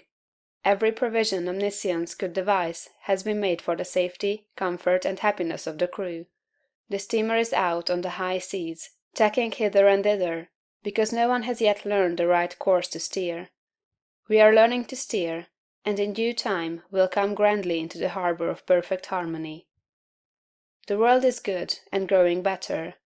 Existing discords and inharmoniousness are but the pitching of the ship incidental to our own imperfect steering. They will all be removed in due time. This view gives us an increasing outlook and an expanding mind. It enables us to think largely of society and of ourselves, and to do things in a great way. Furthermore, we see that nothing can be wrong with such a world or with any part of it, including our own affairs. If it is all moving on toward completion, then it is not going wrong. And as our own personal affairs are a part of the whole, they are not going wrong. You and all that you are concerned with are moving on toward completeness. Nothing can check this forward movement but yourself, and you can only check it by assuming a mental attitude that is at cross purposes with the mind of God. You have nothing to keep right but yourself. If you keep yourself right, nothing can possibly go wrong with you, and you can have nothing to fear. No business or other disaster can come upon you if your personal attitude is right, for you are a part of that which is increasing and advancing, and you must increase and advance with it. Moreover, your thought form will be mostly shaped according to your viewpoint of the cosmos. If you see the world as a lost and ruined thing, you will see yourself as a part of it, and as partaking in its sins and weaknesses. If your outlook for the world as a whole is hopeless, your outlook for yourself cannot be hopeful. If you see the world as declining toward its end, you cannot see yourself as advancing. Unless you think well of all the works of God, you cannot really think well of yourself, and unless you think well of yourself, you can never become great. I repeat that your place in life, including your material environment, is determined by the thought form you habitually hold of yourself. When you make a thought form of yourself, you can hardly fail to form in your mind a corresponding environment. If you think of yourself as an incapable, inefficient person, you will think of yourself with poor or cheap surroundings. Unless you think well of yourself, you will be sure to picture yourself in a more or less poverty-stricken environment. These thoughts, habitually held, become invisible forms in the surrounding mind-stuff, and are with you continually. In due time, by the regular action of the eternal creative energy, the invisible thought forms are produced in material stuff, and you are surrounded by your own thoughts made into material things. See nature as a great living and advancing presence, and see human society in exactly the same way. It is all one, coming from one source, and it is all good. You yourself are made of the same stuff as God. All the constituents of God are parts of you. Every power that God has is a constituent of man. You can move forward as you see God doing. You have within yourself the source of every power. End of chapter 16. Chapter 17. More about thought. Give place here to some further consideration of thought. You will never become great until your own thoughts make you great, and therefore it is of the first importance that you should think. You will never do great things in the external world until you think great things in the internal world, and you will never think great things until you think about truth, about the verities. To think great things, you must be absolutely sincere, and to be sincere, you must know that your intentions are right. Insincere or false thinking is never great, however logical and brilliant it may be. The first and most important step is to seek the truth about human relations, to know what you ought to be to other men, and what they ought to be to you. This brings you back to the search of a right viewpoint. You should study organic and social evolution. Read Darwin and Walter Thomas Mills, and when you read, think. Think the whole matter over until you see the world of things and men in the right way. Think about what God is doing until you see what He is doing. Your next step is to think yourself into the right personal attitude. Your viewpoint tells you what the right attitude is, and obedience to the soul puts you into it. It is only by making a complete consecration of yourself to the highest that is within you that you can attain to sincere thinking. So long as you know you are selfish in your aims, or dishonest or crooked in any way in your intentions or practices, your thinking will be false, and your thoughts will have no power. Think about the way you are doing things, about all your intentions, purposes, and practices, until you know that they are right. The fact of his own complete unity with God is one that no person can grasp without deep and sustained thinking. Anyone can accept the proposition in a superficial way, but to feel and realize a vital comprehension of it is another matter. It is easy to think of going outside of yourself to meet God, but it is not easy to think of going inside yourself to meet God. But God is there, and in the Holy of Holies of your own soul you may meet Him face to face. It is a tremendous thing, this fact that all you need is already within you, that you do not have to consider how to get the power to do what you want to do, or to make yourself what you want to be. You only have to consider how to use the power you have in the right way. And there is nothing to do but to begin. Use your perception of truth. You can see some truth today. Live fully up to that, and you will see more truth tomorrow. To rid yourself of the old false ideas, you will have to think a great deal about the value of man, the greatness and worth of a human soul. You must cease from looking at human mistakes and look at successes. Cease from seeing faults and see virtues. You can no longer look upon men and women as lost and ruined beings that are descending into hell. You must come to regard them as shining souls who are ascending toward heaven. It will require some exercise of will power to do this, but this is the legitimate use of the will, to decide what you will think about and how you will think. The function of the will is to direct thought. Think about the good side of man, the lovely, attractive part, and exert your will in refusing to think of anything else in connection with them. I know of no one who has attained to so much on this one point as Eugene V. Debs, twice the Socialist candidate for President of the United States. Mr. Debs reverences humanity. No appeal for help is ever made to him in vain. No one receives from him an unkind or censorious word. You cannot come into his presence without being made sensible of his deep and kindly personal interest in you. Every person, be he millionaire, grimy working-man, or toil-worn woman, receives the radiant warmth of a brotherly affection that is sincere and true. No ragged child speaks to him on the street without receiving instant and tender recognition. Debs loves man. This has made him the leading figure in a great movement, the beloved hero of a million hearts, and will give him a deathless name. It is a great thing to love man so, and it is only achieved by thought. No thing can make you great but thought. Quote, you may divide thinkers into those who think for themselves and those who think through others. The latter are the rule, and the former the exception. The first are original thinkers in a double sense, and egoists in the noblest meaning of the word. Schopenhauer. Quote, the key to every man is his thought. Sturdy and defiant though he look, he has a helm which he obeys, which is the idea after which all his facts are classified. He can only be reformed by showing him a new idea which commands his own. Emerson. Quote, all truly wise thoughts have been thought already thousands of times, but to make them really ours, we must think them over again honestly, till they take root in our personal expression. Goethe. Quote, all that a man is outwardly is but the expression and completion of his inward thought. To work effectively, he must think clearly. To act nobly, he must think nobly. Channing. Quote, great men are they who see that spirituality is stronger than any material force, that thoughts rule the world. Emerson. Quote, some people study all their lives, and at their death they have learned everything except to think. Domergue. Quote, it is the habitual thought that frames itself into our life.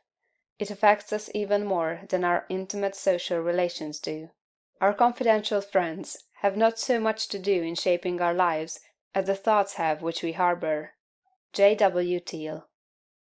Quote, when God lets loose a great thinker on this planet, then all things are at risk.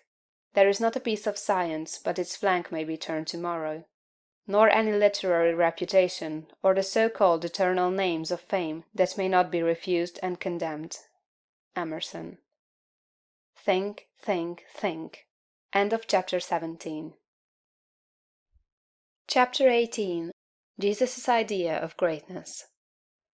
In the 23rd chapter of Matthew, Jesus makes a very plain distinction between true and false greatness, and also points out the one great danger to all who wish to become great, the most insidious of temptations, which all must avoid and fight unceasingly who desire to really climb in the world.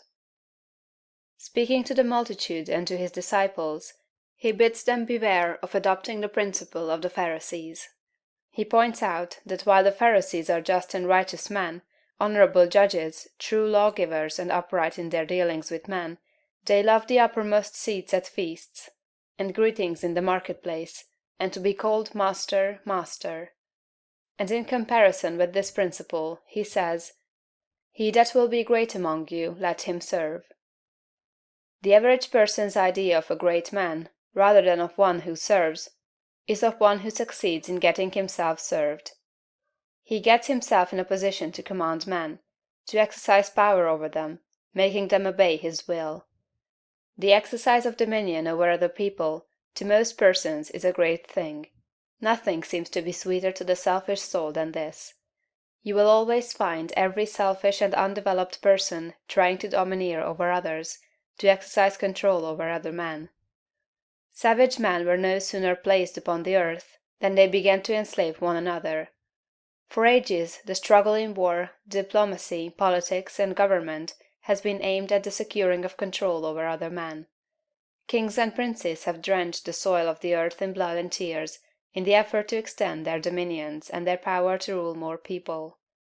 The struggle of the business world today is the same as the one on the battlefields of Europe a century ago, so far as the ruling principle is concerned. Robert O. Ingersoll could not understand why men like Rockefeller and Carnegie seek for more money and make themselves slaves to the business struggle when they already have more than they can possibly use. He thought it a kind of madness and illustrated it as follows. Suppose a man had 50,000 pairs of pants, 75,000 vests, 100,000 coats, and 150,000 neckties. What would you think of him if he arose in the morning before light and worked until it was dark every day, rain or shine, in all kinds of weather, merely to get another necktie? But it is not a good simile. The possession of neckties gives a man no power over other men, while the possession of dollars does. Rockefeller, Carnegie, and other kind are not after dollars but power. It is the principle of the Pharisee. It is the struggle for the high place. It develops able men, cunning men, resourceful men, but not great men. I want you to contrast these two ideas of greatness sharply in your mind. He that will be great among you, let him serve. Let me stand before the average American audience and ask the name of the greatest American, and the majority will think of Abraham Lincoln. And is this not because in Lincoln, above all the other men who has served us in public life, we recognize the spirit of service? Not servility, but service. Lincoln was a great man because he knew how to be a great servant. Napoleon, able, cold, selfish, seeking the high places, was a brilliant man. Lincoln was great, Napoleon was not. The very moment you begin to advance and are recognized as one who is doing things in a great way, you will find yourself in danger. The temptation to patronize, advise, or take upon yourself the direction of other people's affairs is sometimes almost irresistible. Avoid, however, the opposite danger of falling into servility, or of completely throwing yourself away in the service of others. To do this has been the ideal of a great many people. The completely self-sacrificing life has been thought to be the Christ-like life, because, as I think, of a complete misconception of the character and teachings of Jesus. I have explained this misconception in a little book that I hope you may all sometime read, A New Christ. Thousands of people imitating Jesus, as they suppose, have belittled themselves and given up all else to go about doing good, practicing an altruism that is really as morbid and as far from great as the rankest selfishness. The finer instincts, which respond to the cry of trouble or distress, are not by any means all of you. They are not necessarily the best part of you. There are other things you must do besides helping the unfortunate, although it is true that a large part of the life and activities of every great person must be given to helping other people. As you begin to advance, they will come to you. Do not turn them away, but do not make the fatal error of supposing that a life of complete self-abnegation is the way of greatness. To make another point here, let me refer to the fact that Swedenborg's classification of fundamental motives is exactly the same as that of Jesus. He divides all men into two groups: those who live in pure love, and those who live in what he calls the love of ruling for the love of self. It will be seen that this is exactly the same as the lust for place and power of the Pharisees. Swedenborg saw this selfish love of power as the cause of all sin. It was the only evil desire of the human heart, from which all other evil desires sprang. Over against this he places pure love. He does not say love of God or love of man, but merely love. Nearly all religionists make more of love and service to God than they do of love and service to man. But it is a fact that love to God is not sufficient to save a man from the lust for power, for some of the most ardent lovers of the Deity have been the worst of tyrants. Lovers of God are often tyrants, and lovers of man are often meddlesome and officious. End of chapter 18. Chapter 19. A View of Evolution. But how shall we avoid throwing ourselves into altruistic work if we are surrounded by poverty, ignorance, suffering, and every appearance of misery, as very many people are? Those who live where the withered hand of want is thrust upon them from every side appealingly for aid must find it hard to refrain from continuous giving.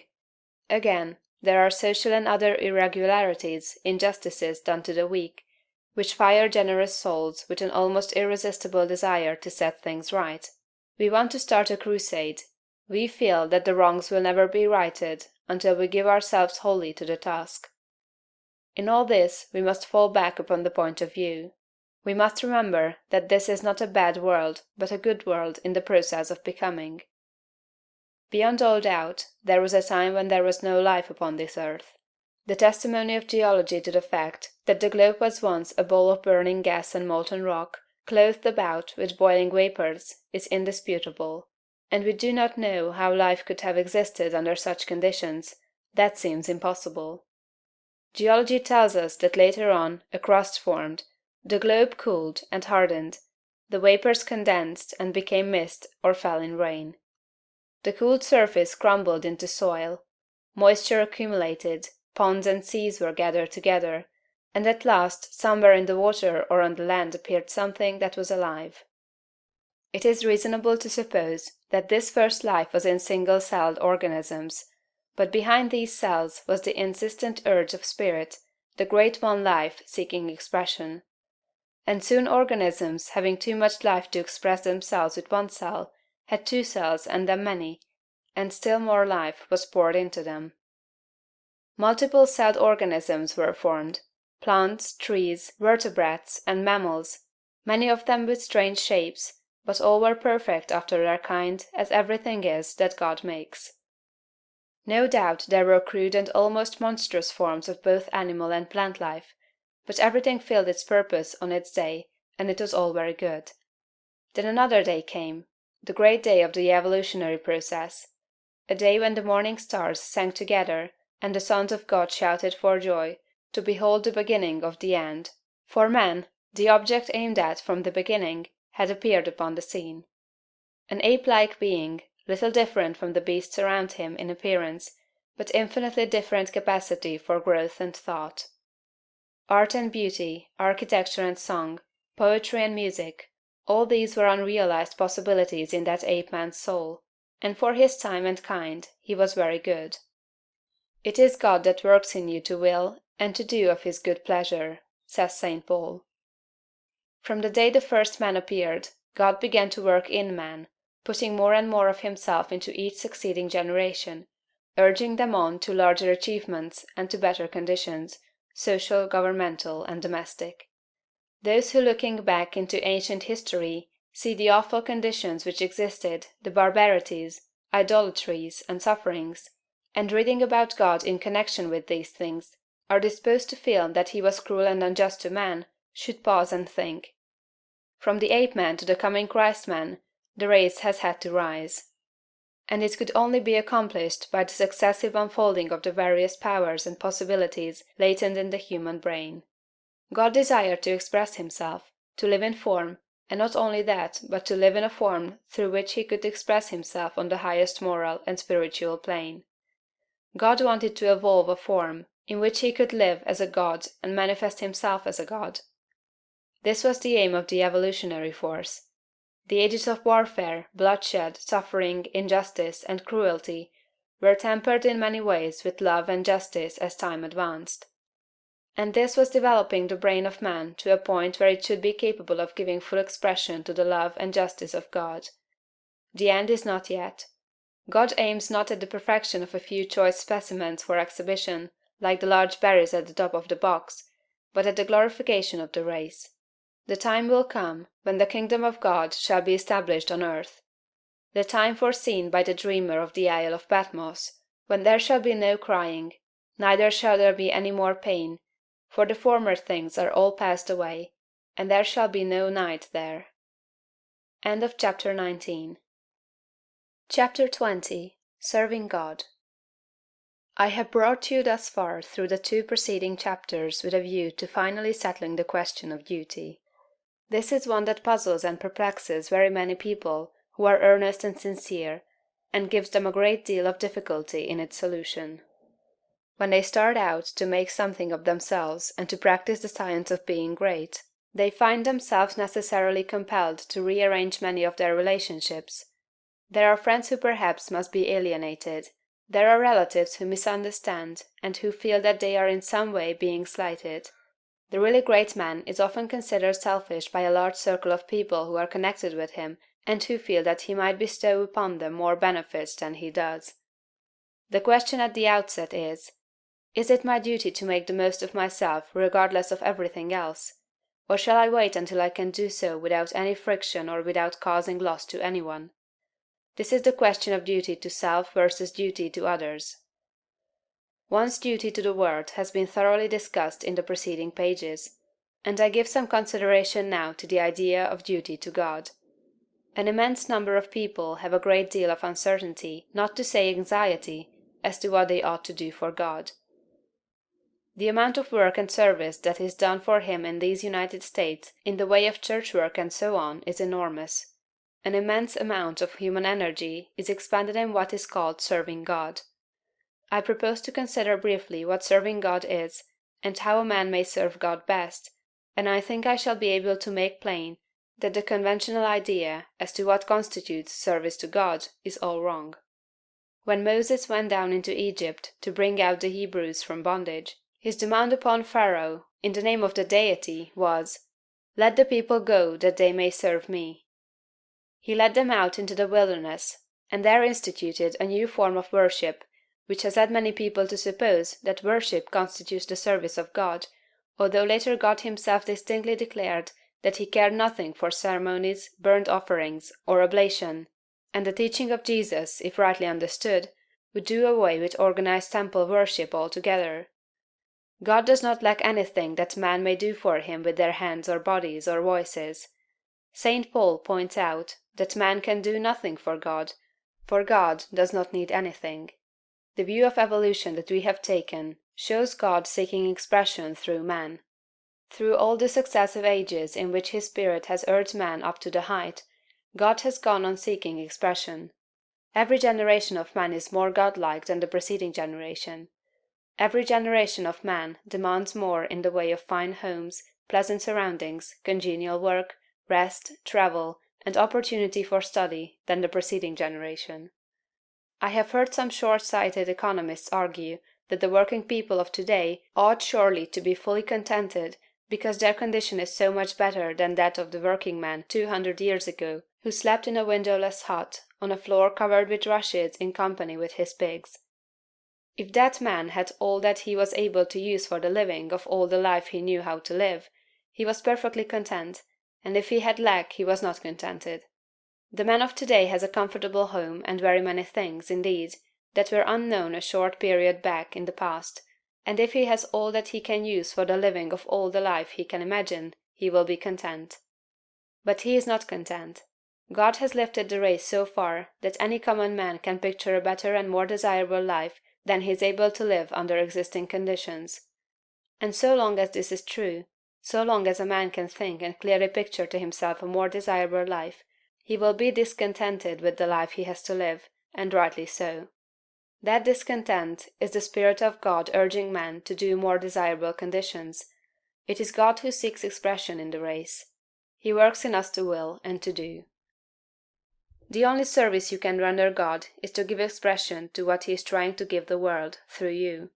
The only service you can render God is to make the very most of yourself in order that God may live in you to the utmost of your possibilities.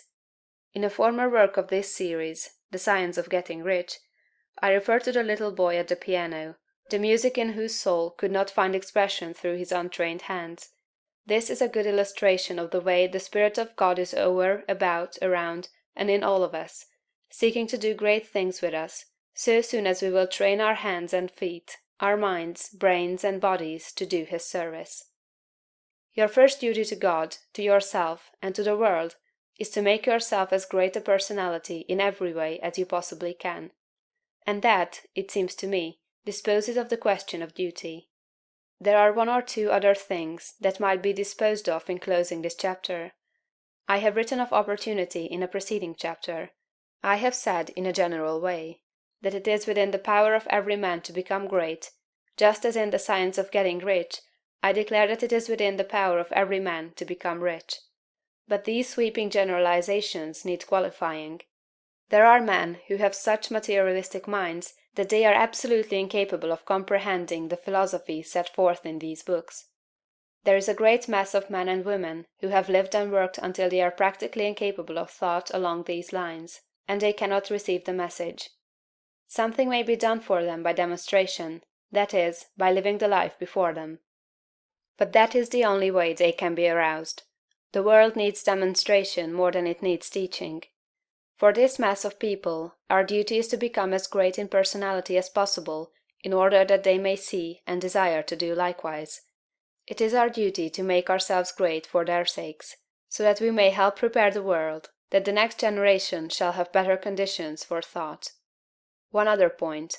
I am frequently written to by people who wish to make something of themselves and to move out into the world, but who are hampered by home ties, having others more or less dependent upon them, whom they fear would suffer if left alone. In general, I advise such people to move out fearlessly, and to make the most of themselves. If there is a loss at home, it will be only temporary and apparent, for in a little while, if you follow the leading of spirit, you will be able to take better care of your dependents than you have ever done before. End of Chapter 20. Chapter 21. A Mental Exercise. The purpose of mental exercises must not be misunderstood. There is no virtue in charms or formulated strings of words. There is no short-cut to development by repeating prayers or incantations. A mental exercise is an exercise not in repeating words, but in the thinking of certain thoughts.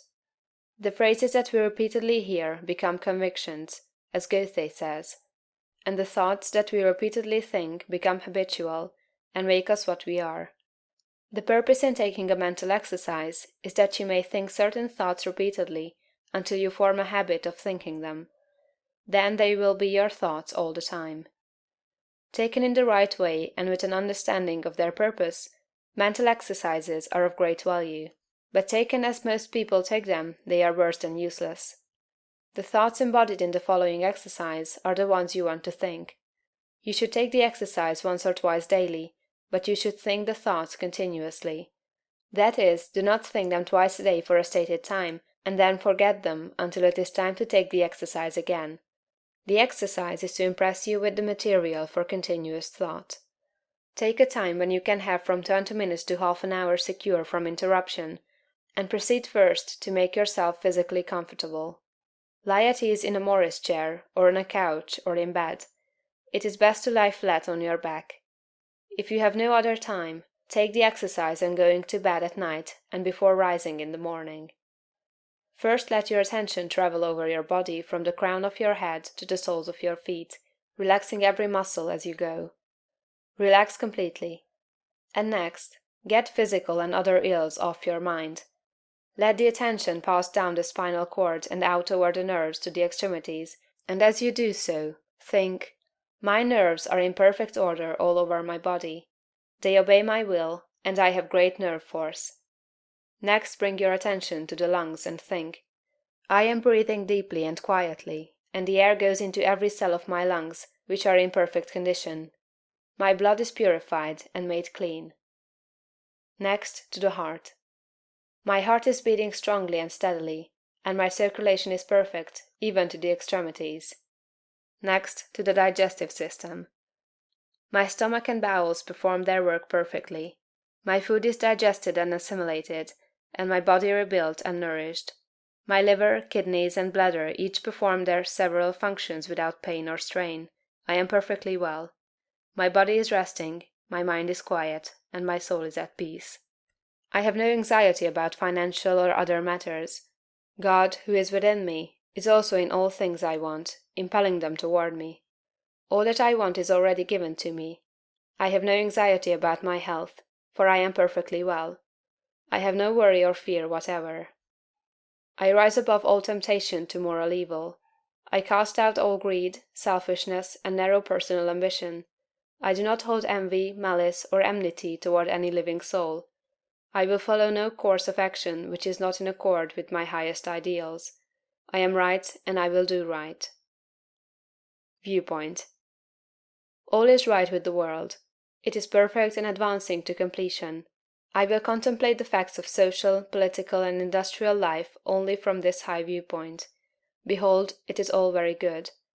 I will see all human beings, all my acquaintances, friends, neighbors, and the members of my own household in the same way. They are all good. Nothing is wrong with the universe, nothing can be wrong but my own personal attitude, and henceforth I keep that right. My whole trust is in God. Consecration. I will obey my soul, and be true to that within me that is highest. I will search within for the pure idea of right in all things, and when I find it, I will express it in my outward life. I will abandon everything I have outgrown for the best I can think. I will have the highest thoughts concerning all my relationships, and my manner and action shall express these thoughts. I surrender my body to be ruled by my mind. I yield my mind to the dominion of my soul, and I give my soul to the guidance of God. Identification. There is but one substance and source, and of that I am made, and with it I am one. It is my Father. I proceeded forth and came from it. My Father and I are one, and my Father is greater than I, and I do his will. I surrender myself to conscious unity with pure spirit. There is but one, and that one is everywhere. I am one with the eternal consciousness. Idealization. Form a mental picture of yourself as you want to be, and at the greatest height your imagination can picture. Dwell upon this for some little time, holding the thought. This is what I really am. This is a picture of my own perfect and advancing to completion. I will contemplate the facts of social, political, and industrial life only from this high viewpoint. Behold, it is all very good. I will see all human beings, all my acquaintances, friends, neighbors, and the members of my own household in the same way. They are all good. Nothing is wrong with the universe, nothing can be wrong but my own personal attitude, and henceforth I keep that right. My whole trust is in God. Realization. I appropriate to myself the power to become what I want to be, and to do what I want to do. I exercise creative energy. All the power there is mine. I will arise and go forth with power and perfect confidence. I will do mighty works in the strength of the Lord, my God. I will trust and not fear, for God is with me. End of chapter 21. Chapter 22. A summary of the science of being great. All men are made of the one intelligent substance, and therefore all contain the same essential powers and possibilities. Greatness is equally inherent in all, and may be manifested by all. Every person may become great. Every constituent of God is a constituent of man. Man may overcome both heredity and circumstances by exercising the inherent creative power of the soul. If he is to become great, the soul must act, and must rule the mind and the body. Man's knowledge is limited, and he falls into error through ignorance. To avoid this, he must connect his soul with the universal spirit. Universal spirit is the intelligent substance from which all things come. It is in and through all things. All things are known to this universal mind, and man can so unite himself with it as to enter into all knowledge. To do this, man must cast out of himself everything that separates him from God. He must will to live the divine life, and he must rise above all moral temptations. He must forsake every course of action that is not in accord with his highest ideals. He must reach the right viewpoint, recognizing that God is all, in all, and that there is nothing wrong. He must see that nature, society, government, and industry are perfect in their present stage, and advancing toward completion, and that all men and women everywhere are good and perfect. He must know that all is right with the world, and unite with God for the completion of the perfect work. It is only as man sees God as the great advancing presence in all, and good in all, that he can rise to real greatness. He must consecrate himself to the service of the highest that is within himself, obeying the voice of the soul. There is an inner light in every man, that continuously impels him toward the highest, and he must be guided by this light if he would become great. He must recognize the fact that he is one with the Father, and continuously affirm this unity for himself and for all others. He must know himself to be a God among gods, and act accordingly. He must have absolute faith in his own perceptions of truth, and begin at home to act upon these perceptions. As he sees the true and right course in small things, he must take that course. He must cease to act unthinkingly, and begin to think, and he must be sincere in his thought. He must form a mental conception of himself at the highest, and hold this conception until it is his habitual thought form of himself. This thought form he must keep continuously in view. He must outwardly realize and express that thought form in his actions. He must do everything that he does in a great way. In dealing with his family, his neighbors, acquaintances, and friends, he must make every act an expression of his ideal. The man who reaches the right viewpoint and makes full consecration, and who fully idealizes himself as great, and who makes every act, however trivial, an expression of the ideal, has already attained to greatness. Everything he does will be done in a great way. He will make himself known, and will be recognized as a personality of power. He will receive knowledge by inspiration, and will know all that he needs to know. He will receive all the material wealth he forms in his thoughts, and will not lack for any good thing.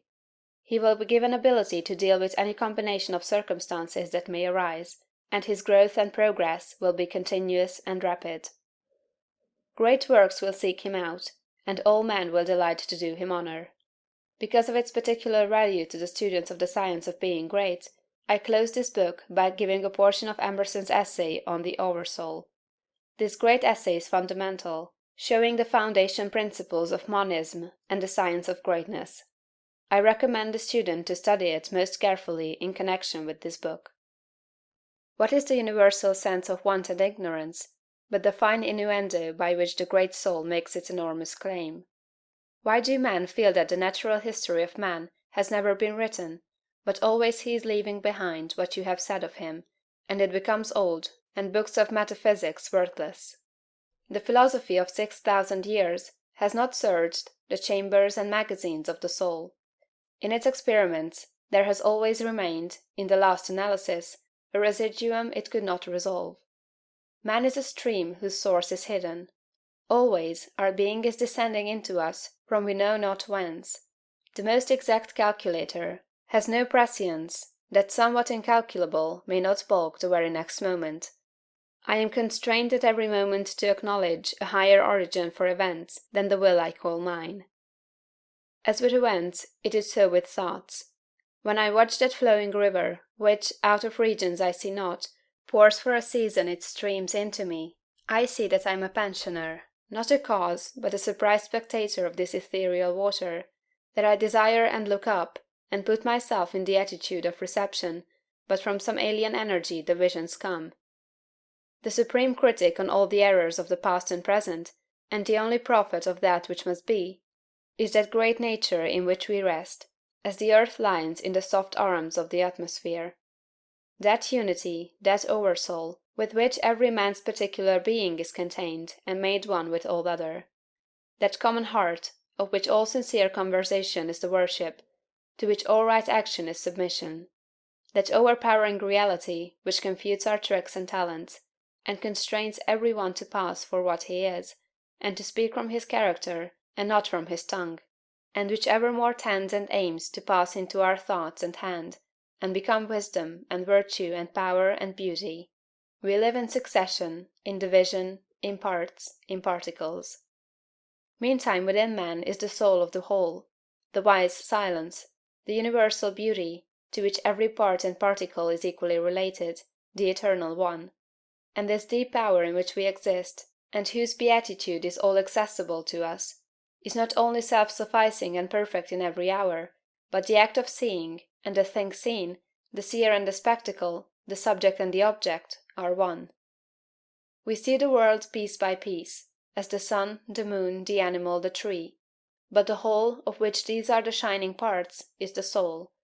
It is only by the vision of that wisdom that the horoscope of the ages can be read, and it is only by falling back on our better thoughts, by yielding to the spirit of prophecy which is innate in every man, that we know what it saith. Every man's words, who speaks from that life, must sound vain to those who do not dwell in the same thought on their own part. I dare not speak for it.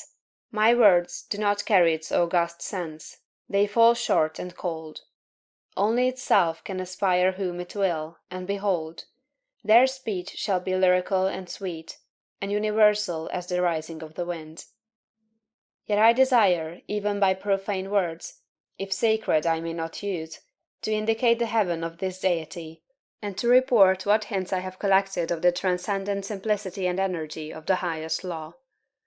If we consider what happens in conversation, in reveries, in remorse, in times of passion, in surprises, in the instruction of dreams wherein often we see ourselves in masquerade, the droll disguises only magnifying and enhancing a real element, and forcing it on our distinct notice, we shall catch many hints that will broaden and lighten into knowledge of the secret of nature.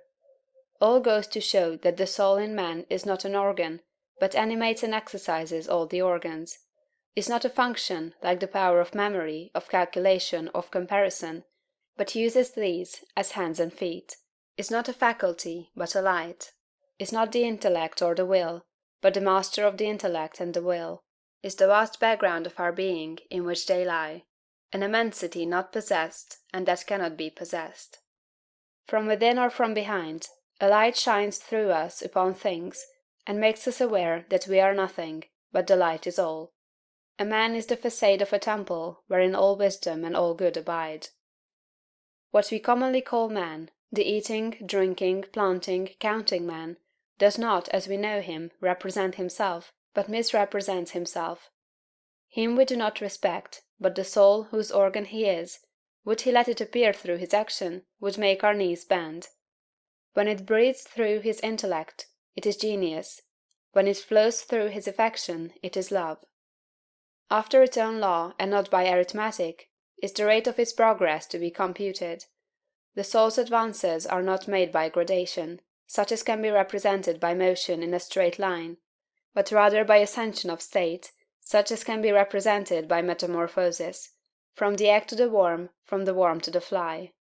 The growths of genius are of a certain total character, that does not advance the elect individual first over John, then Adam, then Richard, and give to each the pain of discovered inferiority, but by every throe of growth the man expands there where he works, passing, at each pulsation, classes, populations of men.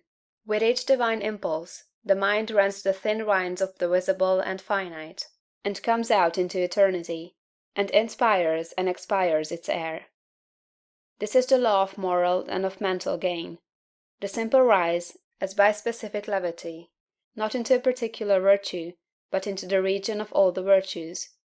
They are in the spirit that contains them all. The soul is superior to all the particulars of merit. The soul requires purity, but purity is not it; requires justice, but justice is not that; requires beneficence, but is somewhat better.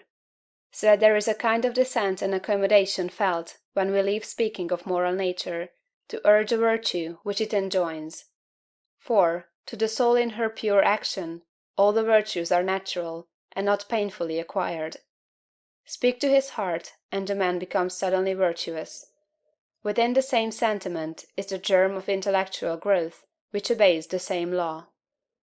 Those who are capable of humility, of justice, of love, of aspiration, are already on a platform that commands the sciences and arts, speech and poetry, action and grace. For whoso dwells in this moral beatitude does already anticipate those special powers which men prize so highly. Just as love does justice to all the gifts of the object beloved. The lover has no talent, no skill, which passes for quiet nothing with his enamored maiden, however little she may possess of related faculty. And the heart that abandons itself to the Supreme Mind finds itself related to all its works, and will travel a royal road to particular knowledge and powers. For, in ascending to this primary and aboriginal sentiment, we have come from our remote station on the circumference instantaneously to the centre of the world, where, as in the closet of God, we see causes, and anticipate the universe, which is but a slow effect. End of chapter 22, and end of The Science of Being Great, by Wallace D. Wattles. Recorded by Diana Meilinger in March 2012.